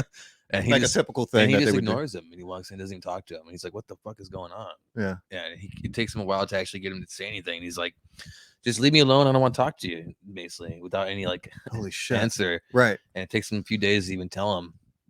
No And- preface or Yeah. any. Yeah. And after he tells him, and he's like, "Here's what I'm gonna do." He's like, "You leave me alone, or I'm gonna cut one of my fingers off every day that you talk to me." Oh shit. And Colin Farrell's character is like, "What the fuck?" He's like, "This guy's full of shit." He's Yeah. like, "Whatever." Went he- from he- 0 to 100 he real He quick. ignores him, Yeah. right? And sure as shit, he goes back and talks to him. And he cuts one of his fingers off, and he throws it at his door. Wait, what? Yeah, He actually cuts his finger off? yeah. He has shears, and he shears his finger off, and it keeps going on, and this keeps happening. And Wait, how many fingers is he? well, it's his whole hand. At the end of the movie, his whole all his fingers are cut off on his hand. What? Yeah, and it's basically about this friendship that's getting destroyed out of a kind of a selfish ideal of like, I'm not going to be friends with you because I'm so concerned with leaving a legacy. And You're not giving me what I want. yeah, Or what I and, need. And really, rather. the message I think I got from it is that by alienating your friends to create a legacy or like for selfish ideals, that's your legacy. Is actually what's going to hinder you. Well, that's your Because- legacy you're leaving behind. Well, it's because It's like a his it's a desire circle. his desire to leave a legacy is actually what prevents him from actually doing it, because he cuts his fingers off. Right. So, Oh shit. yeah. Yeah, he's a violinist. exactly. So he just So at the end, he can't play anymore. fucking A. And it ends. Oh, this is a smart idea. Yeah, it ends not great. Like it ends kind of in a realization that they both kind of got into it too much, but it's kind of like too far to go back. Yeah. And Colin Farrell's character burns his house down, and Well, it's not Colin Farrell's fault. no, but he That so sucks. at one point, Brendan Gleeson's character throws multiple fingers at his door, and Colin Farrell's character has a beloved pet donkey, a miniature donkey, Mhm. and the pet donkey like eats one of his fingers, and Oh, God. he dies. So he gets like super upset, and he's like, "You killed one of my family members and whatnot." So that's when he burns his house down. So it's just like it's this extreme falling out between two best friends. Holy over shit. It some just bullshit. gets ridiculous. Yeah, Wow. and it's interesting to me, as someone who like is descended from Irish immigrants, that to like kind of like the setting is I haven't really ever learned about it. It's during a short period of civil war in Ireland, Right. in the When's it 20s. taking place? 1924, I think. Oof. Okay. And during that time, there was a civil war in Ireland, between kind of the same shit that's always been going on there. Yeah. Um, It has a lot of but history. it's literally in the background. You can it's in the background of the story, Yeah. and it's in the background of the shots, No shot. because they're on the island, and you can see over to like the mainland, Yeah. and there's the war going on. You can see You like could see all of that like all the happening. explosions and stuff going on, and they Well, like the isn't characters- that a crazy dichotomy? Yeah. So you see, wow, that's kind of deep, actually. and, You see brothers killing each other. These are countrymen. well, you don't actually see them. You see like No, explosions. no, no. But, yeah, but, yeah. but my idea is, Oh, is that that's another you, thing. there, Yeah. you have countrymen Yeah. that are essentially fighting each other, killing each other, and then that's replicated with the two characters, Yeah. and they're doing the I same didn't thing. even think about So that. yeah, Yeah. that the Civil War is literally a backdrop to what's Wow. happening. Isn't that something? Man, and I thought I was smart. That's filmmaking. That's filmmaking, man. No, that's good. Yeah, That's good stuff. So we have Barry Keoghan's in it. He plays kind of adulty character who's not very Okay. surface smart. Okay. he has kind of a tragic Yeah, arc in yeah. that. He did the Eternals. Yeah, and yeah, he did. Yeah, he played the druid, right? Yeah, Yeah. yeah, that's right. And then Pat Short, I think I've seen him in a couple of things. It's a lot of like British and Irish actors in this. I think it's actually mostly Irish. Yeah. Um, No, that's good. so and it's Mark Keep it McDonough honest. who like he did In Bruges, and it's got a 97% in RT and 87% Metacritic. Let's see what the audience score looks like. 76, but you know that's good. fine. Yeah. I thoroughly enjoyed it. I thought it was beautifully shot. It's so gorgeous of a film. Yeah. It's a lot of natural light because it's all it's the easiest probably like location scout they ever did. I'm pretty sure. It's like here's an island, here's a house, here's a pub, and then here's That's some it. roads. That's all you need. Yeah, keep it simple. But there's a lot of like overlooking like water and big landscape shots and wide angles. Yeah, of course you have to take advantage of that, and man. a lot of good like night scenes too, like with the pub and stuff like that, and just like a really kind of like interesting look into 1920s Irish culture. Yeah, and like you know, no technology back then and shit like that. So, right? Yeah. What did people used to do? Yeah. You know? So Yeah. I thoroughly enjoyed it, and like I can't wait for it to come out and watch it again. That is I need to watch that. No, it's that so is good. Very, very interesting. And here's interesting connection to my travels because In Bruges is one of my favorite films, and Bruges is where I'm going in Belgium. Yeah. So it's kind of like a little tie-in there. Yeah, I want you to take some pictures of some of the. I'm gonna watch In Bruges. Some of the places. Was that town square? Remember the where they were shooting the? You use a bunch of fucking elephants. They were shooting the movie. Yeah. They were doing the movie. Yeah. That would be. Yeah, like the actual town square there is like that's where they have like their Christmas market and shit like that. So it's like it's a massive Christmas town. Oh man, yeah, I can't wait for some footage that you sent. But I will try to do some like, hey, this is the same location, the same place. Yeah, that'd be cool. That'd be cool. So that one's that. Colin Farrell, Brendan Gleeson, Mark McDonough. Great fucking movie. I loved it. Solid, man. I'm gonna save the best one for last on mine here. Because I think we both want to talk about it, but I'm gonna jump into Guardians of the Galaxy Holiday Special. Okay. Yeah. When I first told you about this, I think Ellison goes back to like Star Wars Holiday Special. Yeah, immediately. No, I compared it. I mentioned that the last time. I was like, I don't know. No, this one was done well. And I'm gonna spoil this. You okay with spoilers on this That's one? Totally fine, man. I'm gonna watch it anyway. So basically, what it is it starts out with this bard esque character singing a song about Christmas. Starts off with a bard. Yeah, and he's asking Peter Quill like, "What's the hell about?" So he can make this song, and then he talks about how he's heard like a story of how Yondu ruined Christmas for him or something like that. Okay. And what's cool is it flashbacks to that, but in an animated way. So it's animated partly. Oh, so that's how he's in it. Okay, because I remember I saw Michael Rooker's name come up. He is in it as a voice. So that's how he. Okay, yeah, but they play an animated version because it's a younger Star-Lord and all that. Okay. So in the beginning of the film, they all think that Yondu actually ruined Christmas for Peter, and so Mantis and Drax hatched this plan to save Christmas for Peter Quill, of course. And their plan is to go to two Earth. Smartest members. Their plan is to go to Earth and kidnap Kevin Bacon. And why Kevin Bacon? Because apparently he's the greatest actor of all, hero of all time. Greatest hero, of all time. Because he danced across the town to save it and whatnot. So they don't even know he's an actor. They think he's. This is because of Footloose. They think he's actually like a hero. They don't know he's an actor. They actually think he's a hero. So they go to Earth and. They go to LA and they're like looking around town. We must find this the great Kevin Bacon. Exactly. And at one point they end up in like a gay club. Oh, and, interesting. Mantis, like she fucking has like a fucking blast, and Drax is just like he doesn't know. He's like I'm just in a place. Clueless. Oh, shit. Like at one point. The guy's like, gay guy, because he was like trying to buy him a drink. He's like, "Why don't you come dance with us?" And he's like, "Dancing is for people who are pathetic." Okay. And he's like, "How about a drink?" And he's like, "Yes." Yeah, there you go. Okay. So they do that, and then they get all fucked up and drunk, and they're sitting on like it's like a picturesque after the club type deal where you're sitting on the fucking curb and you're fucking waiting for your ride. Yeah. And classic LA shit. There's a woman with a pamphlet because she overhears. She's like, "Oh, you're looking for Kevin Bacon?" and she has a star map. Of Like, course. classic LA shit. Of Here, I can show you where course. he lives. So they Map take to that. the stars. Yeah, so they take that and they search for him and they find where he lives and they basically break in and steal Kevin It's Bacon. that easy to find a celebrity's house. That's it. Jeez, man. So they do that. They kidnap him, and Mantis uses her mind control powers to like put him in a trance so he doesn't stops freaking out. And Okay. all that. Yeah. And they're on board the Solid plan so far. They're on board the Bowie, and they're coming back, and that's when they realize he's an actor. Because Drax is like, he's like a child. He's like, tell us about the time you saved the town by dancing. And he's like, oh my god. He's like, that wasn't me. That was the character I played. And Drax is like, what? What about the time you did this and that? Yeah. And then Mantis is like, oh my god, he's an actor. And she starts like vomiting like in her mouth. She's like shit. disgusted. Yeah. And Drax is like, oh, like insufferable. Yeah. Yeah. He's a pretender. And it really is. It's like a play on how people hate actors.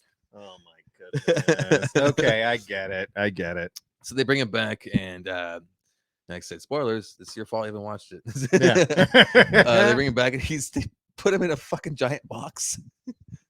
And they wrap him up. Yeah, they put him in a gift box. And like Peter Quill's like they first like establish this huge like scene because they also Groot is new Groot. Okay. He's like this big, he's grown, chunky fucking like looks like a linebacker. No shit. But he's like short and stocky. Yeah. Really? Yeah. Ooh, and you see him like run off, and Peter Quill's like, "What the hell is that?" And he like turns the corner, and like the whole town's like lit up with Christmas lights and shit. And he's like, like like awed and like no whatever. shit. And Okay. he goes into the box. He's like, "Oh, what the hell?" He's like, and like you could hear him like banging on. He's like, "All right, guys, can't really breathe. Let me out." And he's like, yeah.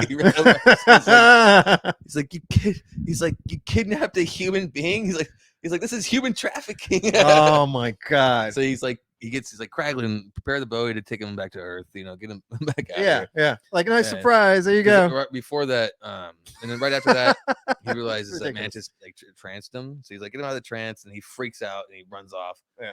And then Nebula goes off and hunts down Kevin Bacon to bring him back because he freaks out and runs off. Oh, okay. Yeah, so she brings him back, and then Kraglin takes him off on the ship, and that's when Kraglin explains why they did it. Yeah. And he gets a call from his wife. And he's like, I didn't know we get service out here. I was about to say, Kraken's like, oh, we put a couple satellites out there. It covers like a whole 400 million light years, something like that. Oh my God, ridiculous. this is ridiculous. But he explains why they did it, and then Kevin Bacon's like, all right, honey, I got some friends that need some help to kind of to figure out what Christmas means. Oh my goodness. So he comes back, and they do like a whole fucking number and all that. Oh really? Does he dance? No, he does a guitar number. Oh, okay.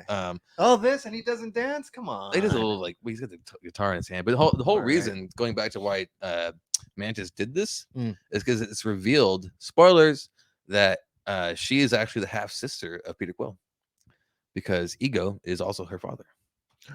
Oh, I didn't know that. Well, it's revealed in this. What the fuck? Yeah. Holy shit.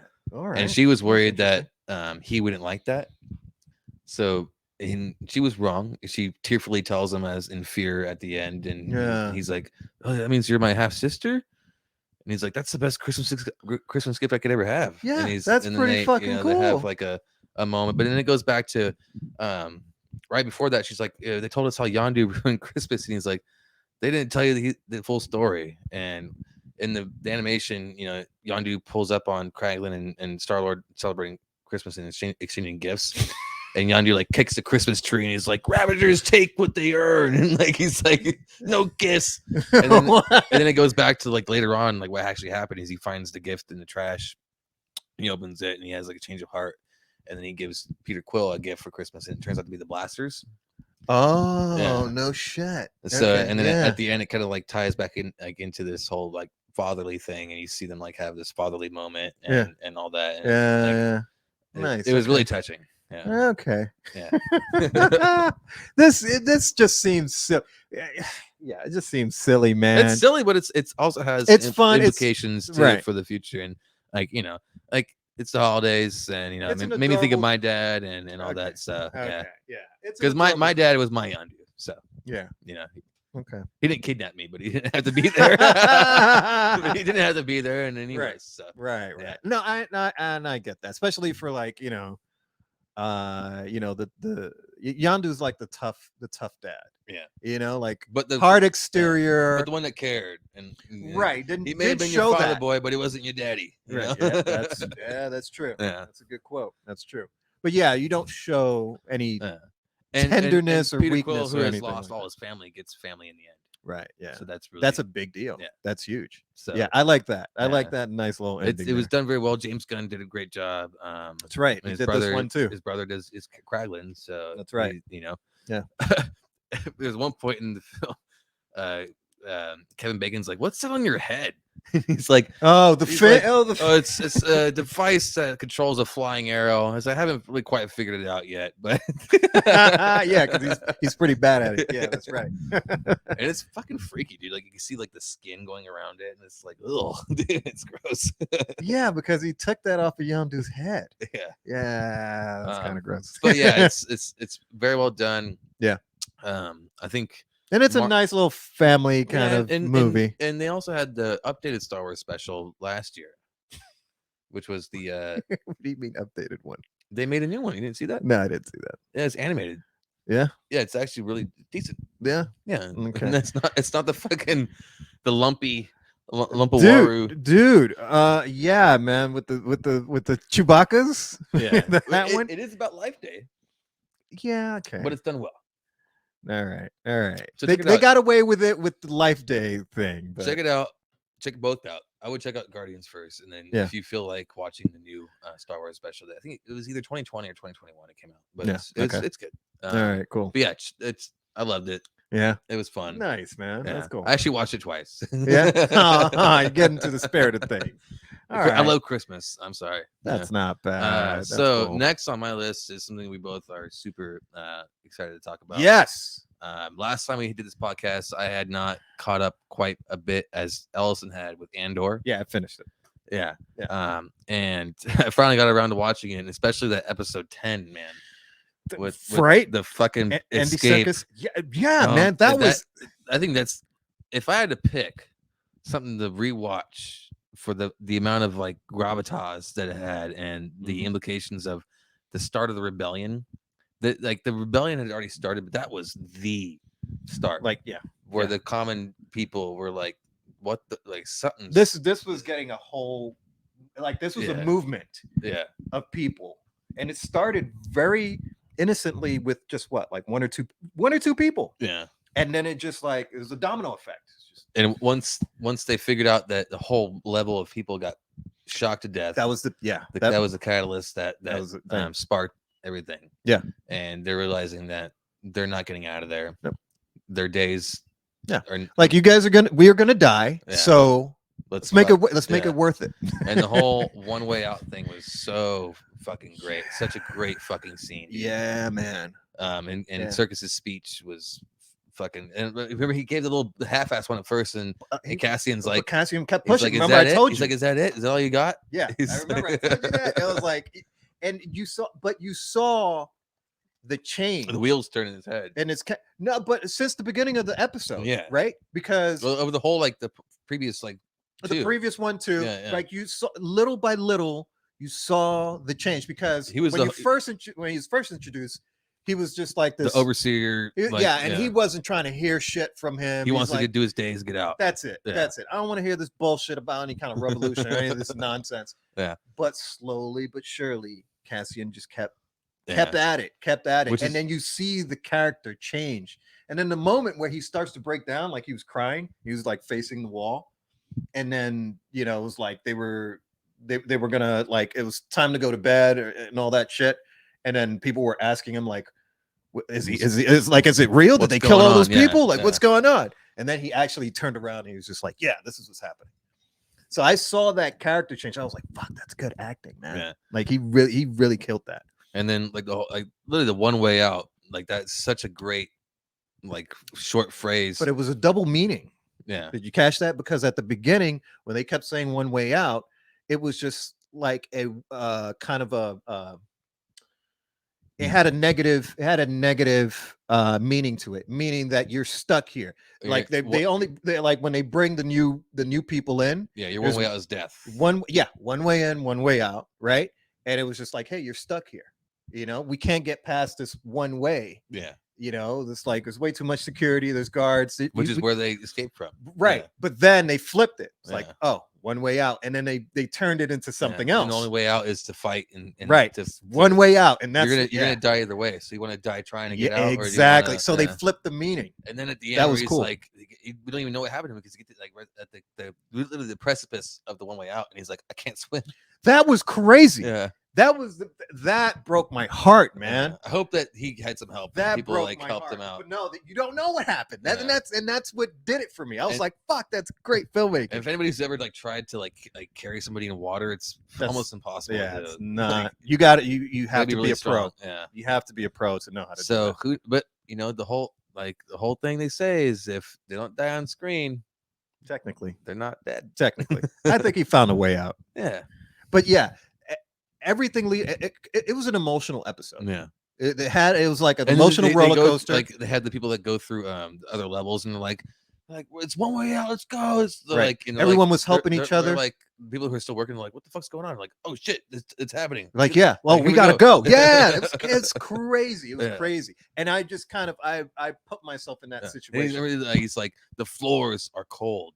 Yeah. And then they step, and it's like there's no electricity. Right. And he's like, it's time to go one way out. Yeah. It's like, Yeah, it's man. so fucking good. It was a super And emotional. It's cool to see Serkis thing. have that role too, because he's been in Star Wars with Snoke and all that, and yeah. But it's cool. But this is at a different capacity. This is him in his, I think, in his full range of an actor. And yeah, because there wasn't anything in the way. Yeah, he wasn't. There wasn't mocap. Yeah, he wasn't. He wasn't playing, He wasn't being typecasted. otherworldly being, or he wasn't anything. being typecasted. He was being casted as an actor, not a typecast. Correct.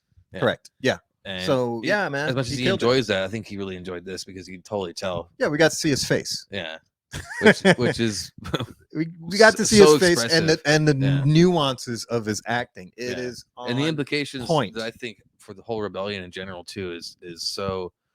It's so fucking profound to me. That's why I like Andor, because it goes into a different perspective as far as the the rebellion, the empire. Yeah. It's very complex. It's grounded. And it's more grounded in reality. It's grounded in human, in more real and more of a more realistic aspect, because you don't have the Right. grand wizardry, no, and you don't have this this magic or you don't Jedi have, like, or with- Force or anything with like like that. all like most Star Wars stuff. There's a definitive good and a definitive bad. Yeah, this is all gray. And here it's all gray, and it's about doing. And we talked about this before Andor came out about how they might go into it, Yeah. and how they might like digest and explain this chaotic neutral, and like doing bad things that actually are for the greater good. Yeah. And Luthen Rail's speech too was fucking amazing. And when he talks about how he burns his life for a sunrise that he knows he'll never see. Yeah. You It's sacrifice. and doing terrible fucking things in order to make that. He's happen. not a nice guy. Yeah. He sacrifices other people. But he's doing it because he knows The greater scheme of things. Yeah. And that is it's interesting because I'm also studying U.S. revolutionary history, Mhm. and like This is totally Yeah. mirrors revolution, like the And, Revolutionary War. people don't like learn like the ugly truth in like high school and stuff regarding that. Yeah. And the rebels and stuff in that war did a lot of fucking shitty stuff. Yeah, man. And they did it because they believed that was the only way they could get their one way out. Yeah, man. And I think this series captures that, and it's also such a beautifully shot series. Yes, And across the board. I love that they didn't use the volume. They use practicals. All practical, yeah. Coruscant it doesn't look like a fucking like an Oz. Like it did in fucking Kenobi. Or like even in the prequels where it looks kind of like this Oz like city. Yeah. Where it's all like No. majestic looking. It's like on the ground. You can see it looks gritty. like Metropolis, and it's gritty and Yeah, shit. yeah. We're still not quite on the bottom yet. No. Hopefully we'll get a series that Right, actually because of explores- all the levels. Yeah, I yeah, remember that's where like the Blade Runner type shit gets into play. Right, And stuff. yeah. But we do see like the intrigue and the politics and like Mon Mothma's character and eventually, as we know in the canon, she like abandons her family for the rebellion because you can tell her husband's just like totally in bed with the Empire, Yeah. and all that. So she doing things for the greater good, which is doing things you don't want to do. Yeah, man. Yeah, and then this her double identity. Yeah, That's interesting. Well, I mean, that and Luthien too. Like his double like they and they're trying to put this face out there for the Empire, and they're not the only ones either. Yeah. That's what I find interesting. Like there's a lot of there are people on Coruscant that are plotting underneath, like they have this other face, and that's what I find really, really interesting in this series. It's a lot of masking and playing a part, and yeah. But it's so, and that's like, the intrigue, and that reminds me back into like the spies of the Revolutionary War and all of that stuff. Like that's kind of mirroring that. And the finale was like, I thought it was so great, and it was sad. Yeah, it's sad, and it's not to get too emotional, but when getting into like the mother type shit, and and like that, but her speech, that man. moment when he found out, and he's like, just like doesn't even know what to think, right? And then he has to like hang up and go talk to this guy, and he's like, oh, everything's fine, right? Yeah, because he's just like compartmentalizing. Yeah, and it just takes it shows like how much of a like how big of a gravity this moment is. Yeah, and it's a big the deal. guy that he escaped with is like, people have to know. We have to split up. I gotta go tell people. Yeah, like this. Like, are we the only ones that survived? Like we have to go like do shit. Right, and he has to like kind of stuff that emotion down and be like, okay, let's go do this. Right, like he has time to. I have to deal with that later. I have to focus on this. And then when he gets right back, he talks to his friend, and he's like, oh, I should have been here. I told her I'd come back, and he was like, no, she said that. Right, he gave her that message. Yeah, he's like, she said that you're the one that was gonna. The fire is already there, and you're gonna do like amazing kindling. Yeah. And just the whole speech too, with like at the end when she comes up in the hall. Yeah, man, the hologram, that and speech, the music, and like the funeral procession and all that, and super like Hitchcocky too, with like the crescendo of the music, and then like as it hits, bam. Well, like, this was the I mean, in more ways than one, but this was the explosion. Like the kindling was already, the fuel was already there. Something was about to pop off, because you had like the Imperial Guards and everything like that, and there was, and of course it was a setup. I mean, everyone was there for Cassian. Well, he got betrayed by one of his friends too. Right. Yeah. But that's what I'm saying. Like on multiple levels, right? Everyone was there for Cassian, and they knew that was where to find him, because they knew his connection to her. Yeah. Right. So it's like, all right, we know shit is going to happen at the funeral. So you had the Imperials, and you had Luthien over here on one side, and you had some other people. Like it was all a double cross, but they were just waiting for Cassian to come out.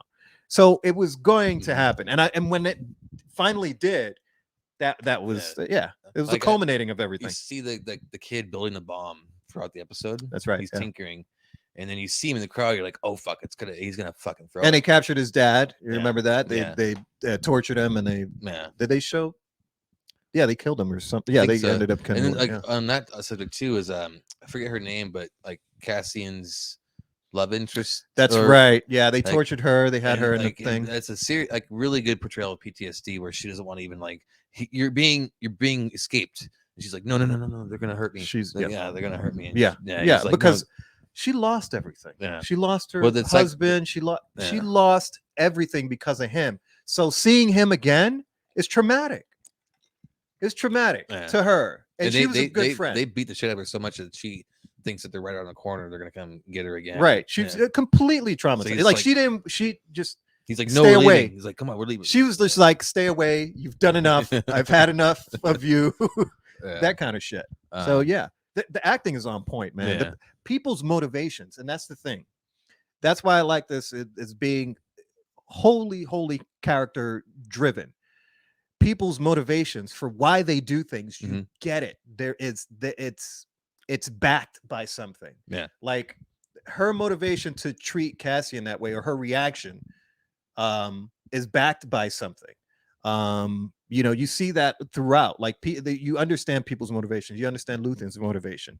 Everyone that all the rebels and all of that stuff. You get it. And then ultimately you understand Cassian's motivation. Yeah. Because when we were first introduced in Rogue One, He's already the gung ho rebel. he's already this rebel, and you're like, well, shit, what made him this way? This guy is like no And he joke. talks about being in the fight since he was 6. Yeah, and he's all that. and his history was kind of crazy and a little bit mysterious and all that. And he was almost gonna kill the girl's father. I forget his name. Oh, Galen. Galen. Yeah. Right. Remember that? Yeah. But he didn't. He was gonna snipe him. So he, but you get to see like this entire series is Yeah. what made him who he is. And when this was first announced, I'm like, do we really need that? And then I thought about it. I'm like, that actually makes sense because it does, because we get a lot of this shit in Star Wars where it's like everything's already established, like the Right. rebellion. You don't know why people are doing Yeah, things, and but it's here you experience and it. it's really not. People think it's like the Force and the Jedi's. It's like the main thing, but it's really not. It's a story about overcoming like which is like, what am I talking, like subjugation and like it's literally a story of rebellion, and this is actually when we get to see that rebellion take place. Like all these people, why are they doing this? Why? Like why are they in this fight? Why is he? Why? Yeah, like why is it?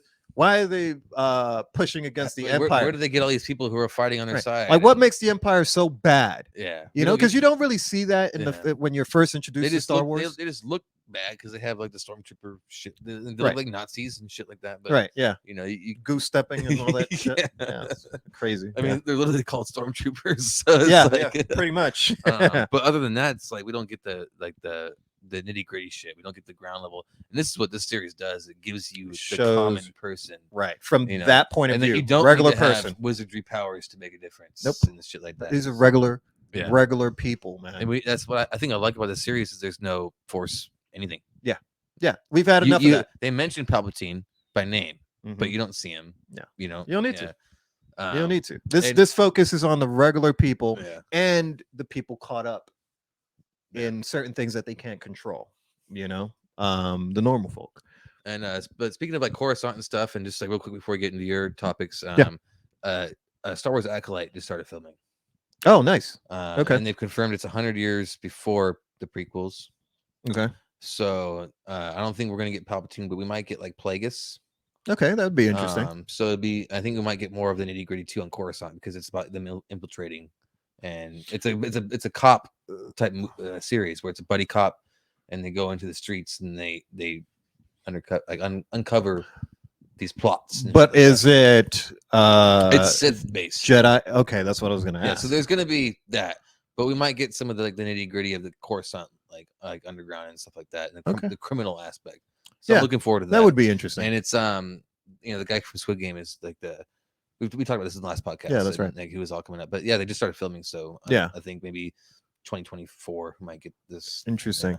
I wonder who. I gotta look into it a little bit more, but I hope they pull some Sith from canon, man, because that would be interesting. I think they want to. They already they put Bane in it in the Clone Wars. Yeah, I know that. Or they haven't mentioned that in live action, but he's a big deal. Yeah, well, they put him in there after they acquisitioned, or maybe before. But either way, Clone Wars is canon, so Bane shows up as a ghost. Yeah, I remember that. As more like a remnant, but still, it's Darth Bane. Yeah. So that's there. It'd be cool if they did we're getting way back and shit, but like Revan or something like that. That'd be Darth Revan. Yeah. Yes. Who was a Jedi and then turned. Yeah, and yeah, he has the most interesting story. The most interesting story. Yeah. His story is tragic. Yeah, it's very tragic. But yeah, and then he had wasn't it the Revan Knights? Yeah, he had his own. Yeah, he had his own following because they have dark. They call them Dark Jedi or whatever, like a dark Jedi. Yeah, or and then he was kind of back and forth because he was Jedi, then Sith, and then back to Jedi. Like he was kind of bouncing around a little. And he has the purple lightsaber too, which is what Mace Windu uses, and Mace Windu actually taps into the dark side to use his fighting abilities. So the purple represents the in between. Oh man, yeah, I would love Revan's story one of these days. That'd be so cool. They obviously use a little bit of his image in Kylo Ren's helmet and stuff like that. So, yeah, absolutely. But anyways, Star Wars, always amazing. Yeah, man. No, Andor, the entire season was amazing. It's some of the best Star Wars. Fantastic. I think besides the bias of the connection to the original films. If I had to watch them all today for the Mhm. first time, Yeah. I might say Andor is the best. I'd say my two top favorites are Andor and The Mandalorian. As far as shows, or as far as all the property. All the no, I can't say that. All the See? property? No, I can't say But if that. you watched it from a blind eye today, you might be like, "Holy fuck, Andor is amazing." It's kind of hard to It's say. it's hard to it's hard You to go know, against Empire and A New Hope and shit. because yeah, it Yeah, is. It yeah. is. Honestly, the first two, Yeah. episode 4 and 5. Yeah, timeless classics. I mean, they're And imprinted yeah, in my being, man. So yeah, it's and just Lawrence Kasdan did such a great job with Empire. It's such an iconic fucking movie. yeah. So yeah, But as far as like television, absolutely the best we've ever had for Star Wars. top tier. And I think it's actually Top tier. I would argue it's some of the best television that's ever come out in recent years.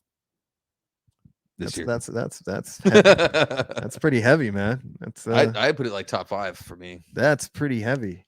I don't know if I can say that. I've seen a lot of shit. I don't know if I can Yeah. honestly say that, but it's We've all definitely seen a lot of shit. it's up there. Yeah, I Uh, sound like what's his face from Blade Runner. I'm too over this. You shit. wouldn't believe all the things I've seen. Attack ships on fire off the shoulder of Orion. Yeah, man. It's a good speech. It's a great speech. But no, man, as far as like the television shows, Mandalorian and Andor. Mandalorian, because I am a huge Mandalorian fan. Before it was fucking cool. I was such a weirdo. I had Mandalorian shirts Yeah. before anybody knew what the fuck it was. The Mythosaur. The Mythosaur. Yeah. Yeah. Nobody knew what the fuck it was. Yeah.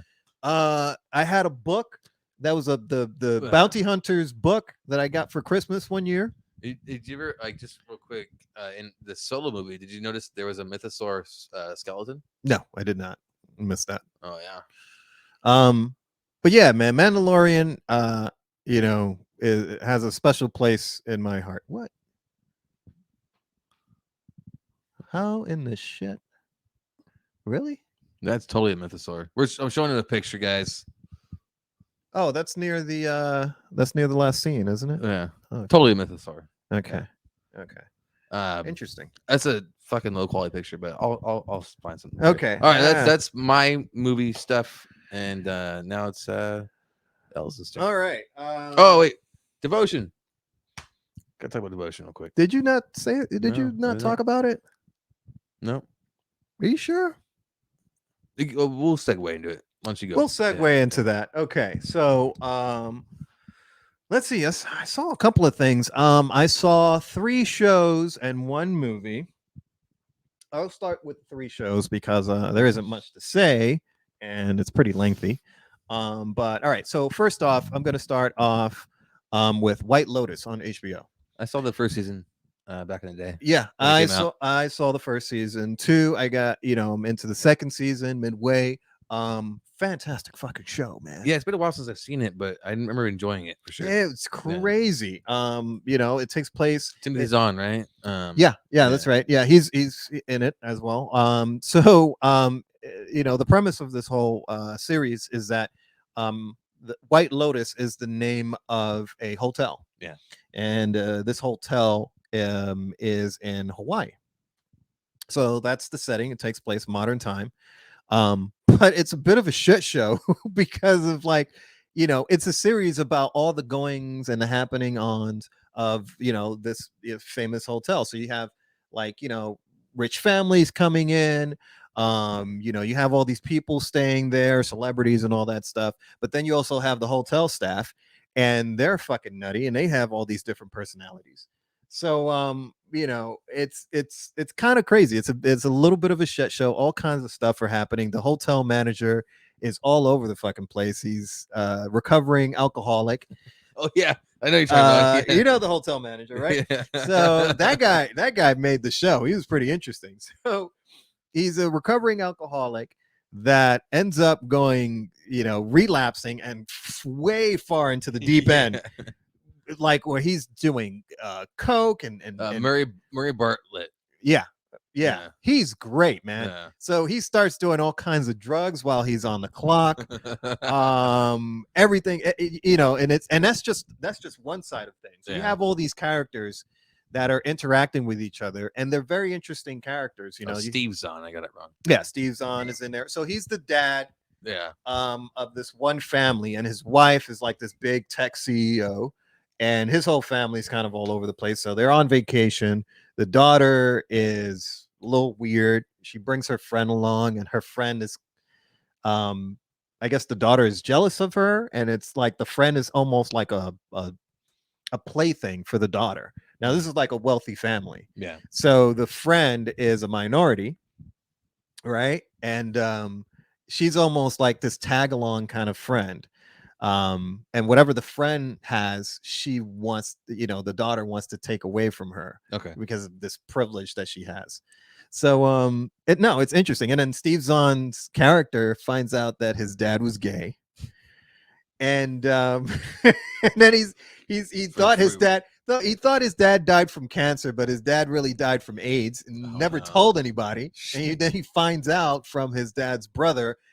The entire show is like a big soap opera, man. It was actually pretty. It's like one revelation after another. It's one thing after another, and then these characters are put in very strange and weird positions. Yeah. Then you have this other couple where there's this the newlyweds, and they're on their honeymoon, and the wife is a trophy wife, and then the husband, is this frat boy, immature asshole. Okay. And he gets, little by little, he he starts a fight with the hotel manager, who's doing all kinds of drugs and is, you know, off the wagon and shit. So now they're going tit for tat. Like, he'll do something to annoy the hotel manager, and the hotel manager does something to annoy him. Okay. So yeah, there's a whole bunch of back and forth happening. I'm not gonna go into details because there's a lot going on, but the series is fucking phenomenal. That's HBO, right? It is on HBO Max. It is phenomenal. At least the first season. Second season, not as really.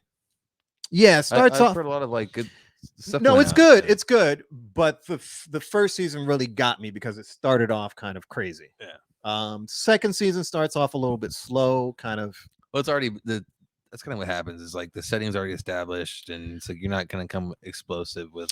Well, this is the thing. So I find out that it's almost an anthology. Okay. Right. So the second season doesn't have any of the first season character. At least maybe some actually, one or two. But it's at the hotel. Right. It's at the hotel. Okay, So the White Lotus, come to find out, when you start off in the second season, come to find out that it's a hotel chain. Oh. So they have one White Lotus in Hawaii, and then there's this one that is in France. Oh. Right. So the second season takes place at the White Lotus in France. Equally crazy amount of shit happening. You know, there's like prostitutes trying to get into the hotel and make some money, all kinds of weird stuff. I'm beginning to like this series. They have like they have a lot of French actors. They do, actually. That's good. Yeah, they awesome. do. Yeah. So it's kind of an anthology. You see one or two actors from the previous season into this one. Does the manager come into play? No, the manager's gone. The manager's gone. There's a new manager. But she is equally interesting. Insane. Yeah. She has her own little insanity. Nice. But yeah, man, it's a bit of a ridiculous ensemble soap opera type of series, and I love the ride, man. It's crazy. I have to rewatch. I actually did try to I started rewatching it, and then fucking life happens. Our schedules are so fucking hectic. Yeah, it happens, man. But no, it's very easy to binge because every episode kind of gets you like, oh shit, I want to see what happens next. I got to see the next one. You know, it's 4 a.m. You're like, fuck. Yeah, exactly. So, but yeah, it's one of those. Okay. All right, moving through these quickly. Another one that I saw, and this is another old one, Succession. Succession. That's the political thing, right? Nope, that's not the right Succession is a series based on the Murdoch family. Rupert Murdoch. Rupert Murdoch family. That's gross. Exactly. And it's a story very, very closely based on that whole entire shit show of a family. For those who don't know, Rupert Murdoch is the one who owns Fox News and shit like that, among many other things. Media conglomerate, like media super conglomerate. No, mogul. Like the mogul of moguls, man. literally pushing and pulling the levers he's the of big American guy. society. He's the yeah, Yeah. yeah. Oh, not just American society, London too. Well, 'Cause that's where he's Australian, isn't he's he? Actually, yeah, London Yeah. and Australia. Yeah. He's bought up all. He is the owner of the major He owns media. the media. Yeah, he's the guy that owns Yeah. the media. Yeah. That's who he is.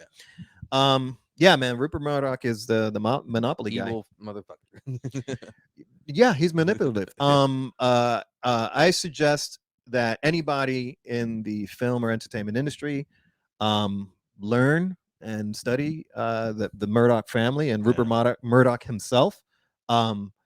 Yeah, you have to. If you're in this industry, I just recommend that, man. I just saw like a 4 or 5 part documentary on CNN did on the actual. Interesting that CNN did a Murdoch documentary. Yeah, yeah. Well, it's not owned by him. I know. It's why they did it. So, yeah, exactly. Because nobody else is gonna do it. But yeah, I saw that first off like a while back, and that lets you know like how crazy the family is. But Succession is really about who's going to take over. Right. In the Murdoch family. Well, like I said, loosely based, but very, very close. Because it is about this giant mogul. And the guy that plays Rupert Murdoch is Brian Cox. Fantastic actor. And then you have all the kids that are very, very, very, very, very well off. These guys throw around millions of dollars like on a daily billionaire basis. children. Yeah, so. Yeah, they throw like $1 million is just like chump change for them. Yeah, they wipe their ass with that shit. No, yeah, honestly. So they do a very, very good depiction of showing that world. Yeah, and how they run their business because the business is spread out amongst the family. So there's nepotism, of course, and all that happening. Yeah. And there's one of his kids that wants the throne, basically. And he's always vying for it. He's always Game of Thrones. He's always trying. Yeah, it's in a way it's kind of like Game of Thrones. But he's always kind of pushing for it. And, you kind of feel sorry for the guy because he actually loves his father, but his father doesn't give a shit about him whatsoever. Like nothing's good enough ever. Like he's always making stupid decisions and all that shit. But you feel sorry for the guy because he's really trying. Hard to feel sorry for a billionaire, though. It's like for the character. Yeah. But no, his dad does do some fucked up shit. That's probably good acting though. If you can feel sorry for a character like that, then the acting across the board is great. Kieran Culkin is one of the children. Okay. He plays the asshole. He plays the asshole funny child. So when he makes an entrance, he's just this guy that's just like cracking jokes. But then you realize like, oh, he's actually an asshole to everybody. So yeah. But and then there's the daughter. So it's a good depiction of the Murdoch family. Great to see, how billionaires interact and how they acquire like all the kind of nuances of that type of a world. A world that we'll never fucking see. No, but it's nice to take a peek into it. Like they're having conversations. It's a very like voyeuristic aspect. It is. Like they'll have conversations like you like, oh, I want that newspaper, or I want that television company. Buy it for like literally he'll say buy it for me. Like he'll tell you it's like you're going to the store with your mother or something when you're a child. You're like, I want this toy. Yeah. Yeah. Like that. Like he'll tell one of his sons, like, buy that newspaper company for me. And he's like, Dad, nobody reads it. Like, we got to do digital shit. And he's like, no, but I want it. So buy it. And they'll throw around billions of dollars just for it. Yeah. So but no, it's interesting. I like it. What's HBO as well? Yeah, that's in HBO as well. And then the last series that I saw, and I'm about to finish, is Gangland, and that is action-packed, action-packed French series, and has a lot of moving parts into it. That's an old one. Yeah. But I just started watching it. Oh no, that's not it. No, that's not it. Yeah, Gangland actually has. It's French. Yeah, it's French. It's on Netflix, and 2021. Okay. Yeah, so it's Ganglands. It's yes, Ganglands. It's about crooks. right? So, but there's different levels of crooks. Okay. So it doesn't, again, kind of with the gray area Yeah. of doing bad versus good. This is about crooks in France that are good crooks. They'll steal for like kind of Robin Hood type shit. Okay. Yeah. They'll Yeah. steal Yeah. for their families and all that, and they don't, they're not malicious. They don't try to kill people. They're not doing any of that. They're trying to steal from the people who The are. people that have it. Yeah. Right. And they'll do big scores. So this is about like those kind of guys, very Okay. calculating, very Yeah. smart. They're not trying to hurt people or any of that shit. They're just, like they'll steal stuff, it's insured, whatever, that kind of stuff. Yeah. But it's about crooks versus crooks. So you have good crooks versus bad crooks. And there's a family that's stuck in the middle. So one of the crooks and one of the leaders of the good guys, the good crooks rather, his niece gets wrapped up in some drug dealer stuff that's happening, where some of her friends, these young kids like high schoolers are, I think it's cool to like, pickpocket and steal from drug dealers, I mean, they're drug dealers are kind of an easy mark because they're not going to report anything, and they always have a ton of cash and Well, drugs. they might come after you. They might come after you, right? Yeah. So the she has a bunch of friends, high school friends that do this kind of stuff. So she gets wrapped up into this kind of world, and some of her friends are knuckleheads, so they stick up the wrong drug dealer. Yeah. And the guy doesn't have any money. All he has is drugs, so they take his drugs. And then the drug dealer bad guys and like borderline terrorists, because they're running in the same circles, trying to make money. They end up kidnapping the girl and not the knucklehead friends. So they'll kidnap like the girl that's kind of innocent. Okay. And they fucked with the wrong family because that's the niece of the good crook, the good crook team, like the lead. And he his sister calls him up. She's like, hey, they took your niece and all this shit, and I'm trying to find her. And, they broke into the house, all kinds of shit. And then him being who he is, kind of like a John Wick type of a character, he's like, all right, I'm gonna get your daughter back. And then he goes, very special set of skills. Right, exactly. Yeah, exactly like that. And it just starts off with just like some badass action. Like this guy's like taking people out, like, and he has no mercy. He's like, no, you fucked with the wrong one, and now you're gonna learn. So he starts off doing shit solo, and then some of his crew is like, well, dude, what are you doing? Like, you're off, you're fucking around with these people. Like, what's going on? And he's like, they fucked with my family. I gotta go find my niece. And they're like, well, shit, you're not gonna do this alone. So now they jump into the mix. Oh no. So yeah, so it actually kind of like ratchets it up. Okay. And then the drug dealers are starting to get nervous, and they're like, man, our team, like, they're killing a bunch of our guys. Like, what's going on? So they start investigating, like, what's happening? We're losing a lot of good men. Yeah. Our fucking factories are getting blown up. What the fuck is going on? They find out it's because of this girl. And then they do their research. They find out, like, who this guy is. And they're like, oh, shit, we kind of fucked up. And yeah, man, from one thing to the next, it just kind of ratchets it up. And no, it's a good series, man. So I need to finish it. And yeah, it's awesome. Sweet. So Netflix? Yep, it is on Netflix, man. Yeah, so not a boring part. Is it full French language? It is. Okay. It is full French. You have to put subtitles on. Okay. Yeah. Well, I'm learning French, so maybe I'll use that as an excuse. Check it out. Check it out. Actually, it was kind of good for me because I was brushing up on it. So Bonsoir. But yeah, man, it's solid. I am enjoying it. It's a nice solid ride. Sweet, man. Yeah. Awesome. Cool. Now we get into the meat here. Yeah, man. So last thing I saw, which was a film, and is amazing. It's a film? Yeah, it is a film. Wakanda Forever.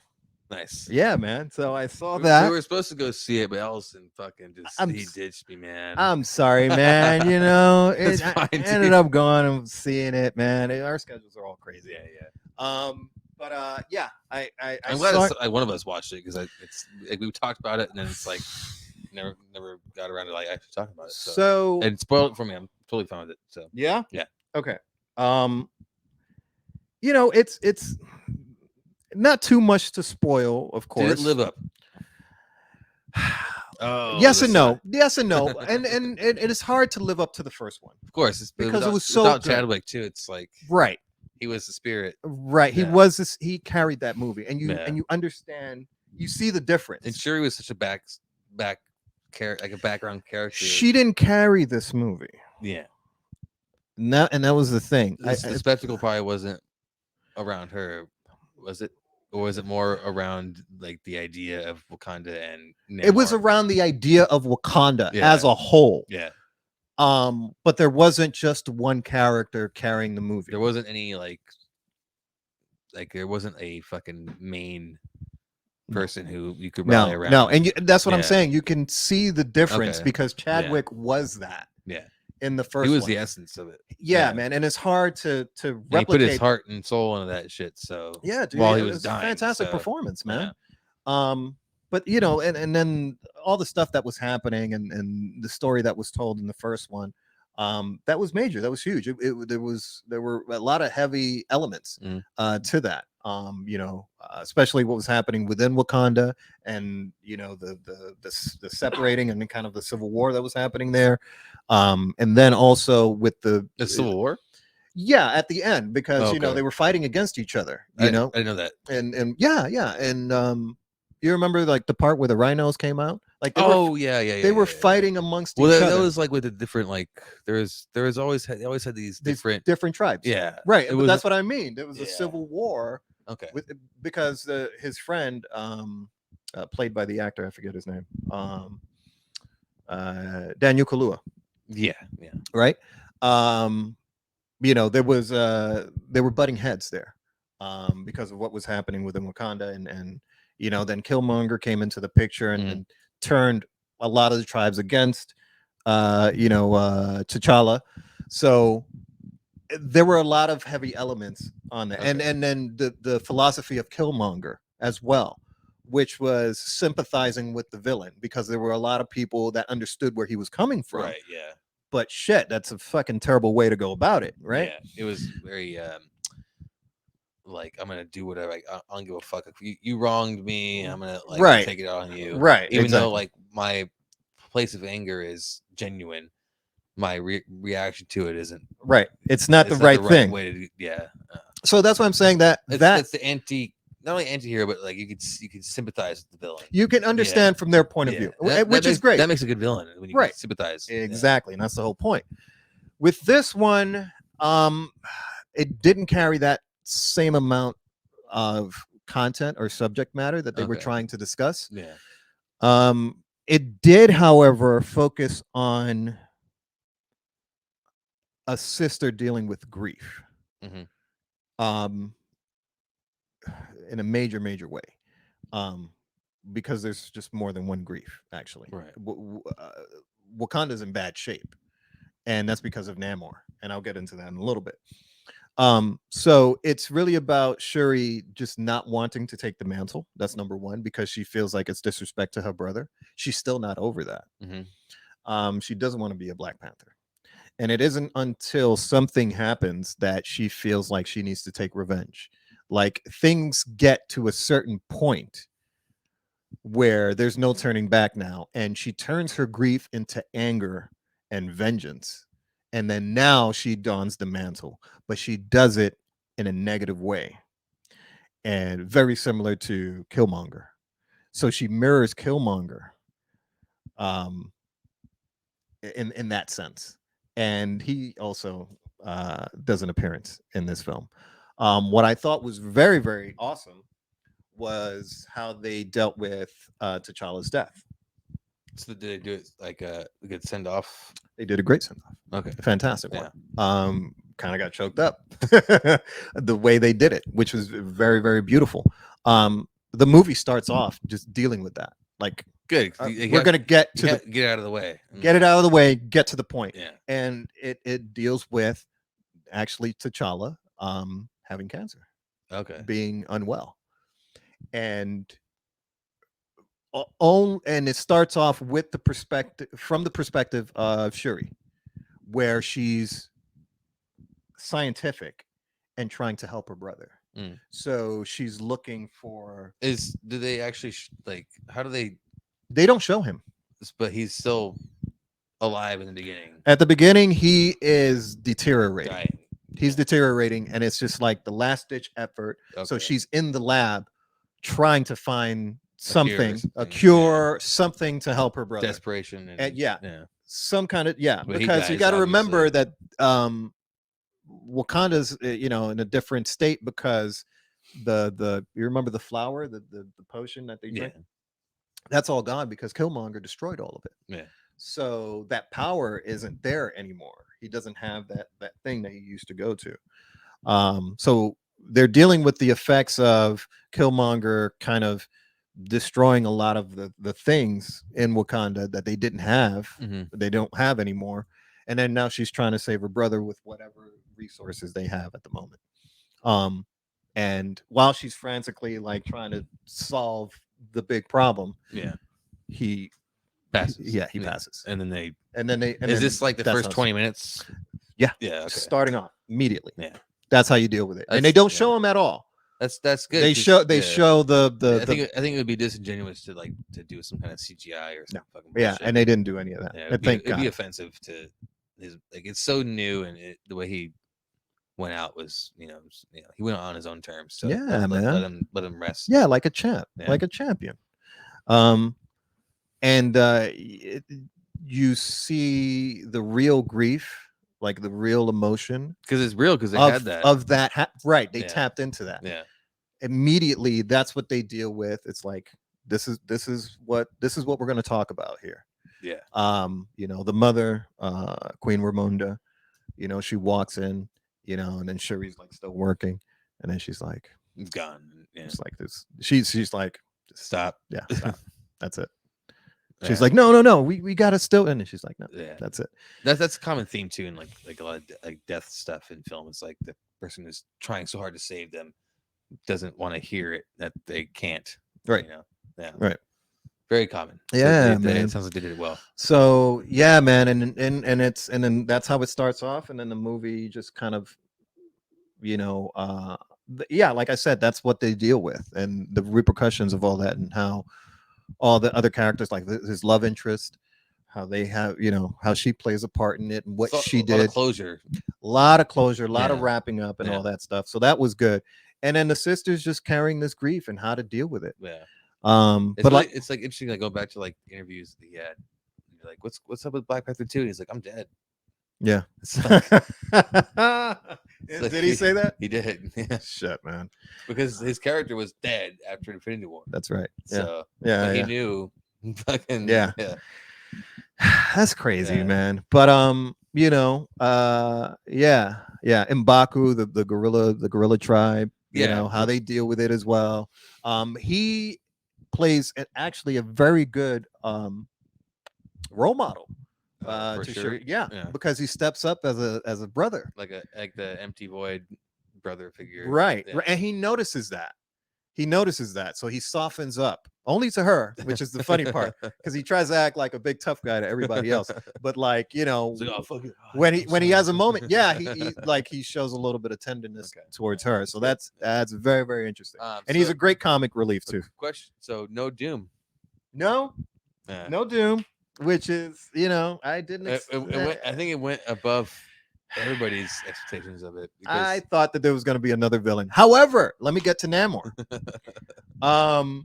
So he's the big threat, and he's the big bad guy, and I didn't expect that, but there is a strategy behind it, and it's actually his strategy. Yeah. Tenoch Huerta, who played Namor, fantastic job, man. First off, let me say that Namor does not have an Aztec or Mayan background in the comics. No, he does not. Oh, not in the comics, but in this film he does. In the film he does. Yeah. And I think that is a super... Is he a mutant? Yes, he is. Okay. So is this our first yes, it is. actual mutant? Yep. Came out right out of his mouth. He said, I am a mutant. Yes. Yeah. X gene. Yeah, man. So that's huge. That is huge. Yeah. That is huge. So that kind of opens the door to a lot of things. It's the first. That's the legitimate first. Yeah, man. It's the first step. Besides, Deadpool and the Korg teaser shit. Yeah. But this is an actual film with a mutant He says in it. an MCU property. Yeah, man, it's a Fuck big deal. yeah, dude. It's a big deal. Yes. He plays a great part. So the Ryan Coogler, Yeah. who wrote the Director. screenplay, the director and Yeah. the writer, Yeah. genius job in attaching a Mexican ancestry to this character. I thought that was just great. I thought that was fantastic. I think it's like something that doesn't really get talked about either in film or even shown much. It's like Mhm. that history of like the native people of Mexico, Right. and like their history and all that. And Right. Yeah, man. It's not Yeah. something. It very rarely you see it in some cases, like Yeah. Apocalypto. Yeah, Right. that's really That's really that's yeah, Which pretty much really it it. ends on a fucking depressing note. It does, but it's Yeah. honest. It's honest, but this is nice. It's like it sounds like they did a great job of actually like taking it out with outside the historical context and actually giving life to the traditional Right. stuff of it. Right. Yeah. And they married those two. They Yeah. took they kind of reskinned Namor and made him 'Cause relevant. you said he wasn't like that in the comics. He was not. It's this in the comics. He comes from the sea, He right? comes from Atlantis. Right. He's the ruler of Atlantis. And there really isn't a cultural Yeah. connection to anything, not like a Greek mythology connection or any of that Does he stuff. still come from Atlantis in the film? So yes and no. Okay. And the reason being is because you're not allowed to actually call it To Atlantis. the DC? Yes. Fucking hell. Aquaman, beat us to it. There you go. That what? Don't walk away. No, but they call it another name. But you understand what Was it is. Is it Atlantic? No, it's called Talocan, which Okay. actually, That sounds.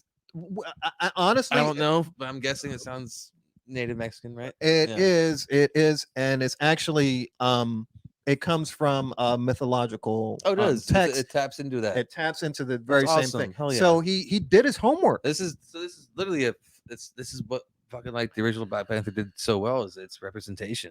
Of cultures. And I saw Yeah. I got that, and I was like, that's a smart move. Rather than introduce a character with no cultural And connection, does he have like he the, put a cultural connection to the character and just reskinned it to that. And he's not necessarily a villain, right? He's like a he's a villain, but he's not like but he's an anti-hero, and he's Right. always been an but anti-hero. there's room for people to make a connection with his character. Right, and he's not a bad guy. he's not an overt Thanos He's doing type. it. No, Yeah. his motivation is he's doing it for Yeah. his 'Cause people. I read like in the synopses and stuff that people like reviewed about it, it's like he's not really the true villain of the film. He really isn't. Yeah. It's just a disagreement between both Yeah. I wish that they did countries. insert. I can see why they didn't, because they didn't want to take away from what they're talking about. But man, it would have been a great place to put Doom. It would have been. It would have been fantastic. Because he's coming, man. He's coming. But look, and this is my theory. I would have tapped into Doom just a little bit, and this is why. If you would have tapped into Doom, you would have had 3 major countries that have their own protector. Yeah. You have Wakanda. You have Talocan, or AKA Atlantis, with Namor. Yeah. And then you have Doom with his country. I forgot the name of his fucking country. He's It's like a Eastern European. Yeah, that's what I thought, right? country. He's right.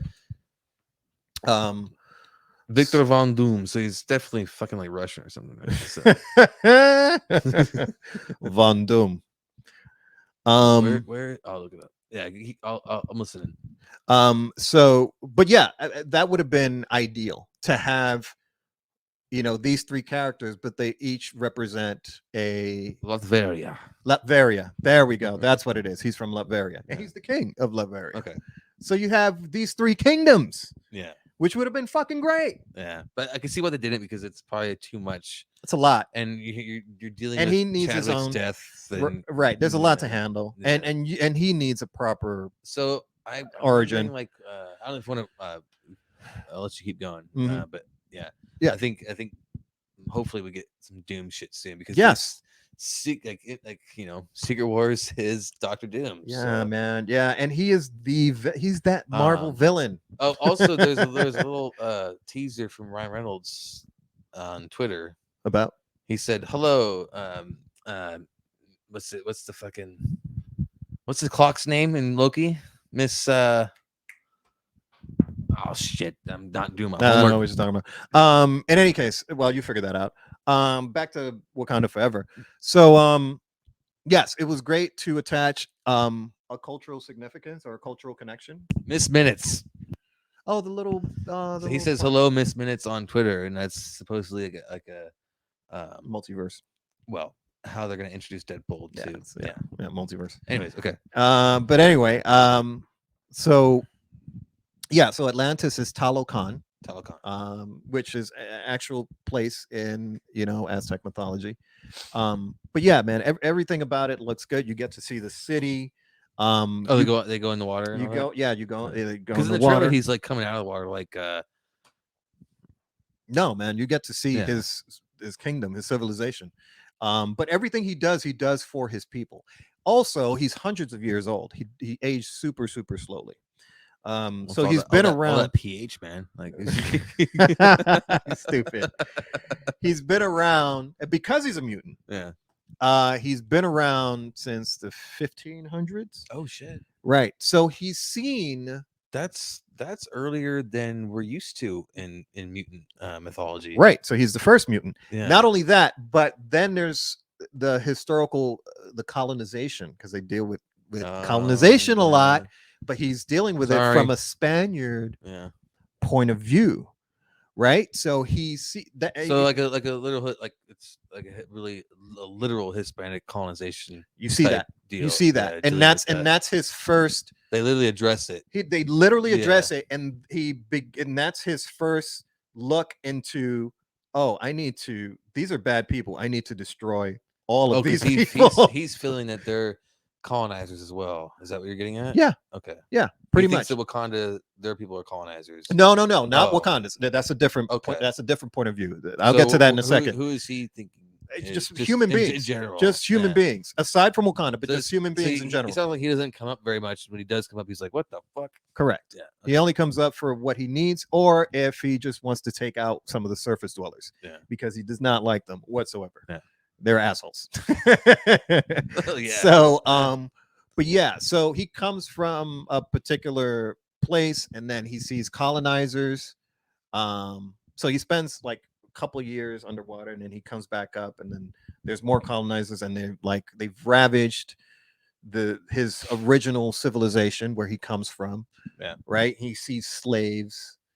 He sees them working the fields. And he sees It all goes in through time. No. Oh, okay. No. But he comes back when he's young, and he sees an instant like he's gonna bury his mother, Yeah. and he's like, "Well, I'm gonna bury my mother was a surface dweller, before because see, I'm skipping places, I'm skipping things.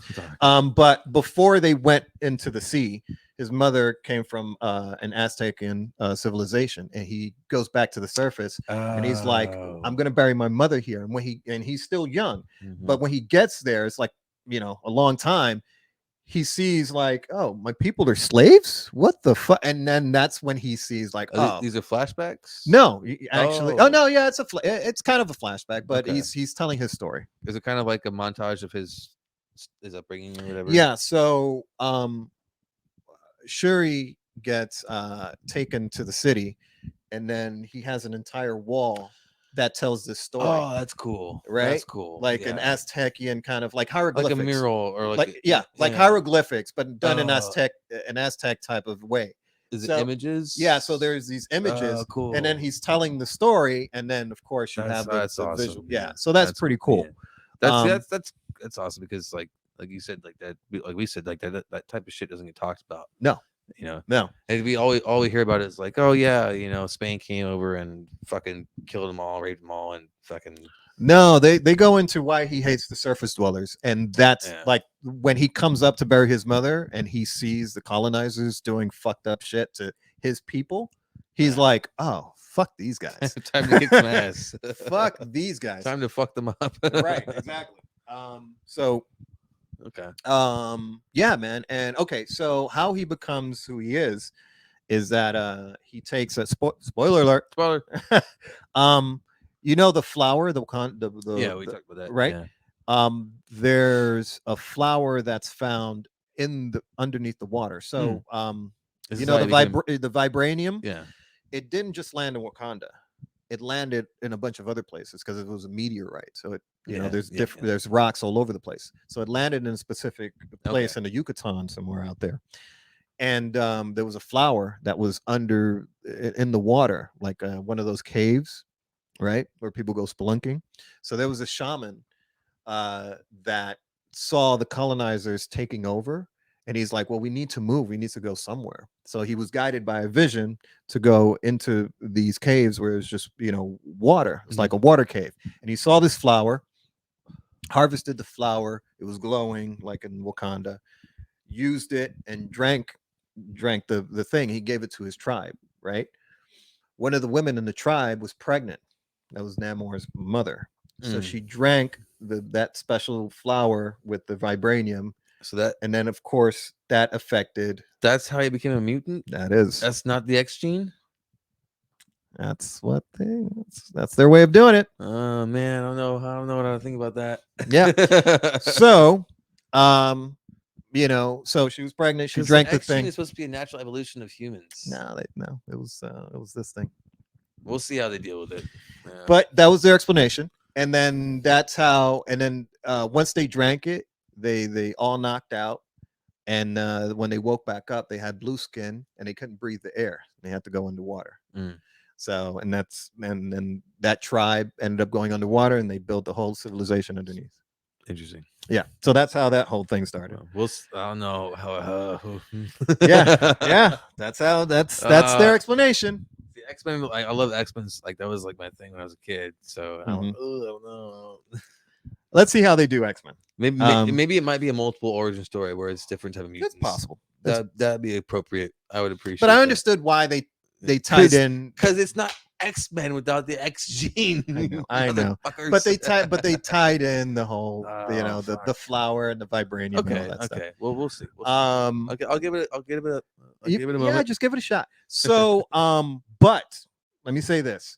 Remember I said that Shuri didn't carry the movie kind of like Chadwick did, Yeah. because she was just basically kind of in crisis Mhm. the entire time. So she didn't really own it, Yeah. up until the very end. But man, Namor owned it, and Okay. he didn't get enough screen time. But He stole every scene he was in. he sure fucking did, man. So Tenoch Huerta, the guy that played Namor, he's blowing up after this. Oh, good. Because I think he did a fantastic job. Yeah. And the fucking fight scenes, Namor wrecked shit. Wrecked shit. Yeah. So when I mean wrecked shit, I mean like, even if Chadwick was still alive and he was in this movie, Yeah. Namor would have washed him. Okay. Like, just clean the floor with it. I mean, he would have probably put up a good fight. But this guy was like, Shuri got her ass kicked. She did. Yeah. He single-handedly he single-handedly was taking. He didn't need an army. Yeah. He was taking out Wakandans left and right. Okay. Yeah. He was taking out people left. He did not need an army, man. It was cool that his people came to help him, but he was taking out ships. He was tossing them against you because he can swim and fly, and he's fast. Nice. Yeah. It was one point where he was like, because he had wings, and the wings were like flapping. That's what helps him fly. Oh, like Hermes. Yeah, like Hermes. Yeah. So he has wings on his feet. So there was one scene where he was kind of like a football player, right? So when you have the ball, you're just kind of like trying to. That's he's juking them out. You're juking them. Yeah, you're juking people, and you're just like what, and then they're falling to the side. He was doing that with planes. So the like Wakandan planes or fighter jets or whatever they have there, right? He was doing that in the air, and he had a spear with him. So he's like jumping through in the air, jumping through all of them, spearing one, knocking the other one into the other one. It was great fucking action scenes. Yeah, man, there was nobody stopping this guy. Honestly, there was nobody stopping. I gotta check it out.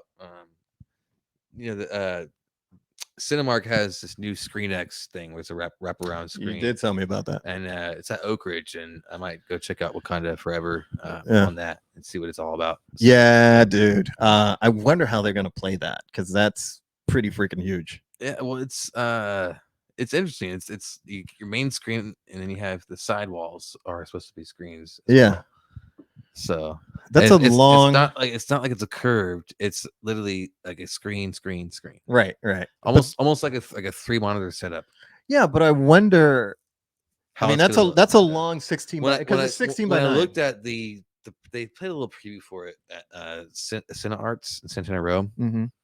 and you can in the preview for it you could see where like the screens meet, Yeah, so it's not of course, seamless. I get that. So I wonder how if that might take away from the immersion, but we'll see. But not only that, but I'm looking at it like from a technical aspect, Of the right? camera and like how it translates to the fucking Right, because uh, what you know, I know what it's widescreen. gonna have to be stretched, That's right? what I'm saying. It's going to Yeah, stretch and it's going to distort the yeah. image. Well, yeah. So I Well, we'll wonder see. how they Yeah, get around that. it could be the next thing, or it could be a fucking one of those things that It's a comes around and nice then falls out. experiment. Yeah. Yeah, it's a nice experiment. But in any case, getting back Yeah. to Wakanda Forever. So they introduced some new characters, of course. Namor. Like I said, I was a fan. Yeah.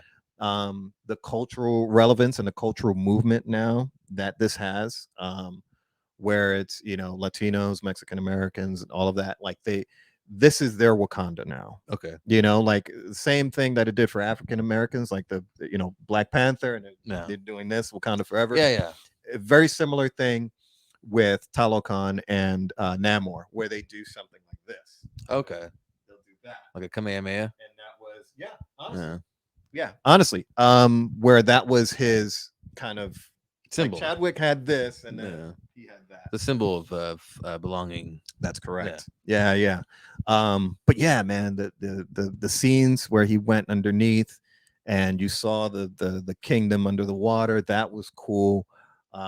Him being a king and his responsibility for his people and the fucked up things that he had to do for his people, you The understand greater good. You understand that motivation. Yeah. And Morally gray. the reason why he One way out. comes to Wakanda in the first place is because he wants a partnership with them.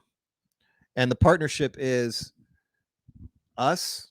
We're the only nation that has vibranium, right? You're in the surface, I'm under the water. Us against them. Because there's a particular thing that they kind of hark on is that the rest of the world wants to take advantage of Wakanda now that they don't have a king. So power vacuum. Right, there's a power vacuum now, so they want vibranium. Okay. The United States specifically wants vibranium, and they want to somehow sneak their way in. Send soldiers. Colonize. They want to colonize, so they'll send Navy SEALs and shit to sneak into Wakanda or try to find Wakanda and all that. Because it's hidden. It is hidden, right? So they have like that force field. So they're and that's the thing. So Namor knows this, and he's like, sooner or later, they're gonna come for you. And you're gonna need a partner. Yeah. And guess what? You're gonna come to me. Because they're the only two that have vibranium. Yeah. So that's his motivation. That's his strategy. But he does some fucked up shit, and he pushes buttons and he forces Wakanda a little bit too much to the point where they just they go to war. But yeah, man, I loved it. It's not as good as the first one as far as like their message and how they carry the certain weight of the content. Okay. But it talks about some other things that I think is still pretty good. Nice. Yeah, man, just handling grief and all that, and that's important. Yeah. That's good. It's something they did a good job, and I'll have to check it out. Yeah, man, it's good. I'll try to see it before I leave. Yeah, and also it's a nice little surprise at the end. Yeah, man. The tribute to Chadwick is amazing, and nice. his legacy. They do it at the end. That's cool. All right, well, don't spoil that. Yeah, no, I'm not gonna spoil that. That I won't spoil. But his legacy is certainly intact. Okay. Yeah, for sure. So that's all I got to say. All right. About that. Well, we're gonna get into the end of our show here. All right. We got about 10 minutes, 15 minutes left. Okay. some things. One thing that's a couple things related to my stuff. Like like, for once we get to talk about things that we're doing. Mm, But first, for future stuff, one that I'm really interested in is Oppenheimer mm. by Christopher Nolan. Yeah, For those who don't know about Oppenheimer, Oppenheimer was the father of the atomic bomb. the atomic bomb, He's the one who said, "I am become death, destroyer of worlds," because he believed that his which is a quote from an Egyptian pharaoh. yeah, well, yeah, but he reiterated it, and Yeah. it's more relevant. Mm-hmm. Yeah, but he's the father of the atomic bomb, and he kind of realized that he became this harbinger of death. Sure did. In the aftermath of them dropping it on Japan. That's right. So Cillian Murphy plays Oppenheimer, and Nolan says this takes place over 4 decades, about 45 years. Mm-hmm. And which is interesting to that is because in my work that I want to focus on is the idea of temporality or impermanence, and the idea of time being very important and in our human experience. And I actually watched an interview with Nolan, and he talks about how time is so important to him because that's why he focuses so much on that in his films, like Inception and whatnot. Tenet. Tenet, yeah, it's time is a huge Interstellar. It's time dilation and losing Memento. time. It literally fucking time is a huge fucking thing for him. Yeah. And it just clicked. I'm like, oh shit. No wonder I love this film so much because it's something I actually want to talk about. Mm-hmm. But this film is supposed to take over like 45 years in the history of Oppenheimer. I'm wondering how they're going to do that because Oppenheimer's, it's must be about his life and then like the legacies left and stuff. Well, they have to pick very specific things that they want to talk But about. this is black and white, and Makes sense. it looks fucking beautifully shot. Like it looks very, I'm not sure, like very kind of like stagey almost, and it looks like Cillian Murphy's really going for it here. Yeah, it's good casting. He So looks like I'm Oppenheimer. not quite sure when this comes out, but they're pushing this Next marketing. Year. Yeah, so let's see. Oh come on, you fucking Max. Oh, July 21st. Let's see what Wikipedia has to say about this. Yeah, they're just about Oppenheimer, the Manhattan Project, Yeah. which Dr. Manhattan. Oh, that's actually pretty. Yeah, pretty close. Yeah. Well, he's also pretty method too, right? So he will, eat nothing for a few months to get skinny as shit. But they have the same build. They're tall, lanky, Interesting that there's not much coming out about the story of it, but I assume it's just a historical thing. But the idea to make an atomic bomb movie and about Oppenheimer, I'm wondering what about the person behind it. Yeah, I'm wondering what Christopher Nolan's goal is in this and how it relates to what's the story that he wants to how it relates to his idea of time and just the atomic bomb in general, because atomic has all the implications within that, and whether they're gonna make it like a very super historic accurate film, or is it not a biopic? Is it gonna take liberties and make it something different? Well, that's an interesting question. That's a good question. Not too sure what he's gonna do as far as the storytelling is concerned. I mean, he's always told stories in a very, very interesting way, and he does do time jumps occasionally. But my big question is that what about Oppenheimer does he want to say? Right. What now? Why now does he want to specifically talk about this person? What's the message? Yeah, let's see in terms of current context. Let's see development. 2021. It looks like it was 2020. It was started being talked about from Warner Brothers in December 2020. So it's pretty recent. It wasn't like it's something that's been on his list for years. Right. He might have had an idea, but perhaps there's something to do with the context of the history we live in right now that he wants to talk about, and that would also relate to time. Typically, I mean, that's how creatives kind of move. Creatives always want to talk about what's happening in the present using either the past or the future. I've heard that Glass Onion is a very like a take on today's rhetoric of Hmm. politics Yeah. and social media and shit. Yeah, I always Um, try to find that. I yeah, always try to find a relevancy whenever like there's a yeah, movie. I always try the relevancy of what what's happening now that may, like it's going to show up somewhere in there, and sometimes it's hidden and sometimes it's very obvious. hmm But yeah, yeah. And it's just I don't know. Nolan's like super like influential to me, and yeah. like I just rewatched like Interstellar the other day, and it still holds up. Interstellar is one of my favorites. I think If it's if I yeah. think if not my favorite of all of his films. Yeah, I would agree with you on that one. Yeah. So, but also like the images coming out of this film, like they look so beautiful, and I'm like, as someone who loves Yeah, camera work, yeah. I wonder yeah. who he Let's got see. for Who's the the DP? DP. Hoyt van Oh, Hoytema. oh, nice. He's worked with him before. Yeah, Yeah. that guy's great. That guy's He great. did The Fighter, Yeah, Dunkirk, he's Tenet, yeah. Interstellar. Yeah. Okay. All of it. Yeah, he's worked Yeah. with him before. Yeah. So Ton of stuff. His boy. he's like his He deacons. is his deacons. Yeah. Yeah, So that's coming out next year. I'm looking forward to it. yeah. That's what I Interesting. have for other people's stuff, but I get to talk about something like I'm doing. Yeah, So traveling to Belgium yeah. next Awesome. Friday. Awesome. Yeah, I'm Yeah. getting the hell out of here. Okay. And those who know me know that I want to work in kind of like a documentary / travel type of environment. Yeah, And so I'm taking this opportunity to make my first little movie. that's right. Yeah. Yeah. And doing like a little like a vlog type documentary I style, was just and about to ask. in the realm of Anthony Bourdain stuff. Mm-hmm. And the title is No Itinerary. Right. And So you're gonna chronicle, yeah, your journeys. it's gonna be I'm starting filming tomorrow. Nice. So, Good. yeah. Good shit, man. So I'm gonna start doing that, and I'm trying to get away from like the vloggy type stuff and make it more of a guerrilla documentary. Okay.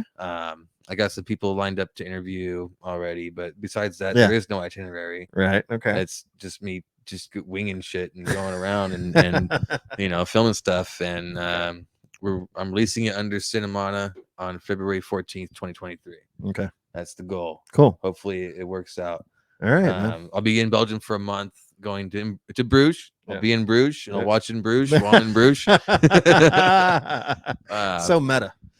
Yeah, but I don't know. I'm just this one like this trip means a little bit more to me than I think the Paris one did. The Paris one was kind of like the opening of the door, and this one's me just on my own, going out there and doing my own thing, and Yeah. and taking just a fucking risk. And I think Yeah. I was thinking like why not do this? Yeah. Why waste the opportunity? Why not just make this You and, should figure it out? go out and fucking adventure, man. And and flex your fucking filmmaking muscles, Yeah. man. So- On your own, figuring it out on your own. Very That's awesome. guerrilla. Like I'm taking a shout out to Adrian if you check this out for letting me borrow your labs. I'm gonna like use that to get some decent audio. Yeah. Got this little fucking gimbal selfie thing that I'm gonna take with me, and it's just gonna be me and myself and the world. Waffles and chocolates and fucking beers and shit, and who knows where I go. Yeah. No itinerary. Yeah. So Awesome, look man. to that. Well, I'm very proud of you, man. Have fun. Yeah. I've seen your development throughout this entire process, man. From going to I wish I went back to school, and to going back to school, actually going back to school doing and stuff, and you've been doing creating this great. channel and getting this has been fun to create, And stuff, your work, man. Yeah. The transition and the growth. Yeah. Thank you. Man. I'm very proud of you, and I can't wait to see what you got next. And speaking of some work that I've recently done, I have my first, even though it's not a professional, I have my first red carpet event. Okay. Yeah. Tell us a little bit on more Saturday. about this. So I go to UC Santa Cruz as a film major, and I joined the film club there, which is a very established film club. It's got like hundreds of members, and it's part of a greater club called Student Cable Television, SCTV, which is kind of neat because it reminds me of SCTV, like like John Candy and those guys. Yeah, Second City. Yeah, Second City. Yeah. But there's a comedy club and all that. So I just worked on a short film. I'm not sure we even have a title. I think they did a title recently. I haven't heard about it yet. Okay. But as far as I know, it's still untitled. But it's an organized crime drama, so it's like a mafia type fighter movie.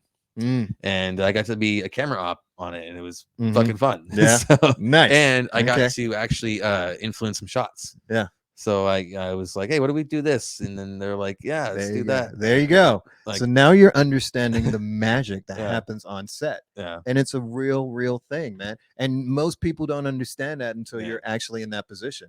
And there's like you felt the gravity of it. Yeah. Like you're painting in a way. yeah. And Right? when you're working 8-hour days on a job you hate, it takes forever. But when you're working on a film set and it's 16 hours go by, It's nothing. It's nothing. I mean, you start to get a little fatigued, There's but you're having a fucking blast. and you're making connections, and you're laughing with people, and you're having fun. And Yeah. you know, we were out in There's the a woods. camaraderie We were out in there. the woods in the pitch black, and we were using like our phones as lights. That was what we Yeah. were doing for lighting in Yeah. the fight scene in the woods. Yeah. It was fucking great, dude. Yeah, man. So we're doing our film festival this Saturday, Okay. Cool. and we're doing the red carpet, and I'm like Yeah. all fucking like it's formal wear, Yeah. like everything. Yeah, you So, should. Yeah. photo Treat it as opportunity. such. Yeah. I'm wearing a 3-piece suit. Do it, man. Yeah. Go there looking fancy, man. If you guys follow us at all, like I'll post we're gonna have it on Twitch, so we're gonna stream Okay. it. But it's gonna be shown at UC Santa Cruz, and I'll post a link and all that. But yeah, it's gonna be exciting. It's a good way to send off this year, Yeah. and actually it makes me feel like I'm doing what I want to do, and like actually working on stuff, whether it's paid or not. It's fun, Dude, just So, enjoy the ride, man. Yeah. You'll learn as you go. You'll make connections as you go, but it's a hell of a ride. Oh yeah, I'm totally gonna network the shit out of this. Yeah, for sure, man. Awesome. That's good to hear. That's what I got coming up, and Yeah. I think in the next podcast there's going to be a lot more to talk about with that. Yeah, which we'll do next year. Yeah, in January once you come back. I'll see you next year. Yeah, and yeah, man, we'll have. I think that's all I got. Yeah, so. man, we'll go on a little hiatus for the holidays. We'll come back. Are you gonna go back to New York? Probably not. No, not this year. Probably not this year, man. I'm trying to get people to come over here. Well, that's your what mom I've been. Came last year, right? That's right. Yeah, She did come that last was year. cool. My Yeah. mom and my cousin. Awesome. Came and actually before the holidays, a couple of friends of mine came for the first time. Yeah, that was during the summer. So that was awesome. I'm trying to make that happen a lot more. Trying to get the East Coast come to the West Coast. Yeah, man. I spent years going over there, so I'm trying to switch things around. So nice, yeah, man. yeah. Well, yeah. I hope everybody has a great holiday season, whether it's Christmas, Hanukkah, Kwanzaa, or whatever you guys celebrate. Yeah, all of it. Enjoy it. Enjoy it. Like I said, we're gonna have a little hiatus. We're gonna take a break. We're gonna watch some more stuff. Yep. And then we'll be back top of next year with some more shit to talk about. Sweet. So yeah. Happy holidays, everyone. Enjoy. This was Cinemana, episode 9 to end the year 2022. Peace. We'll see you guys in 2023. Later. That was freaking sweet, dude.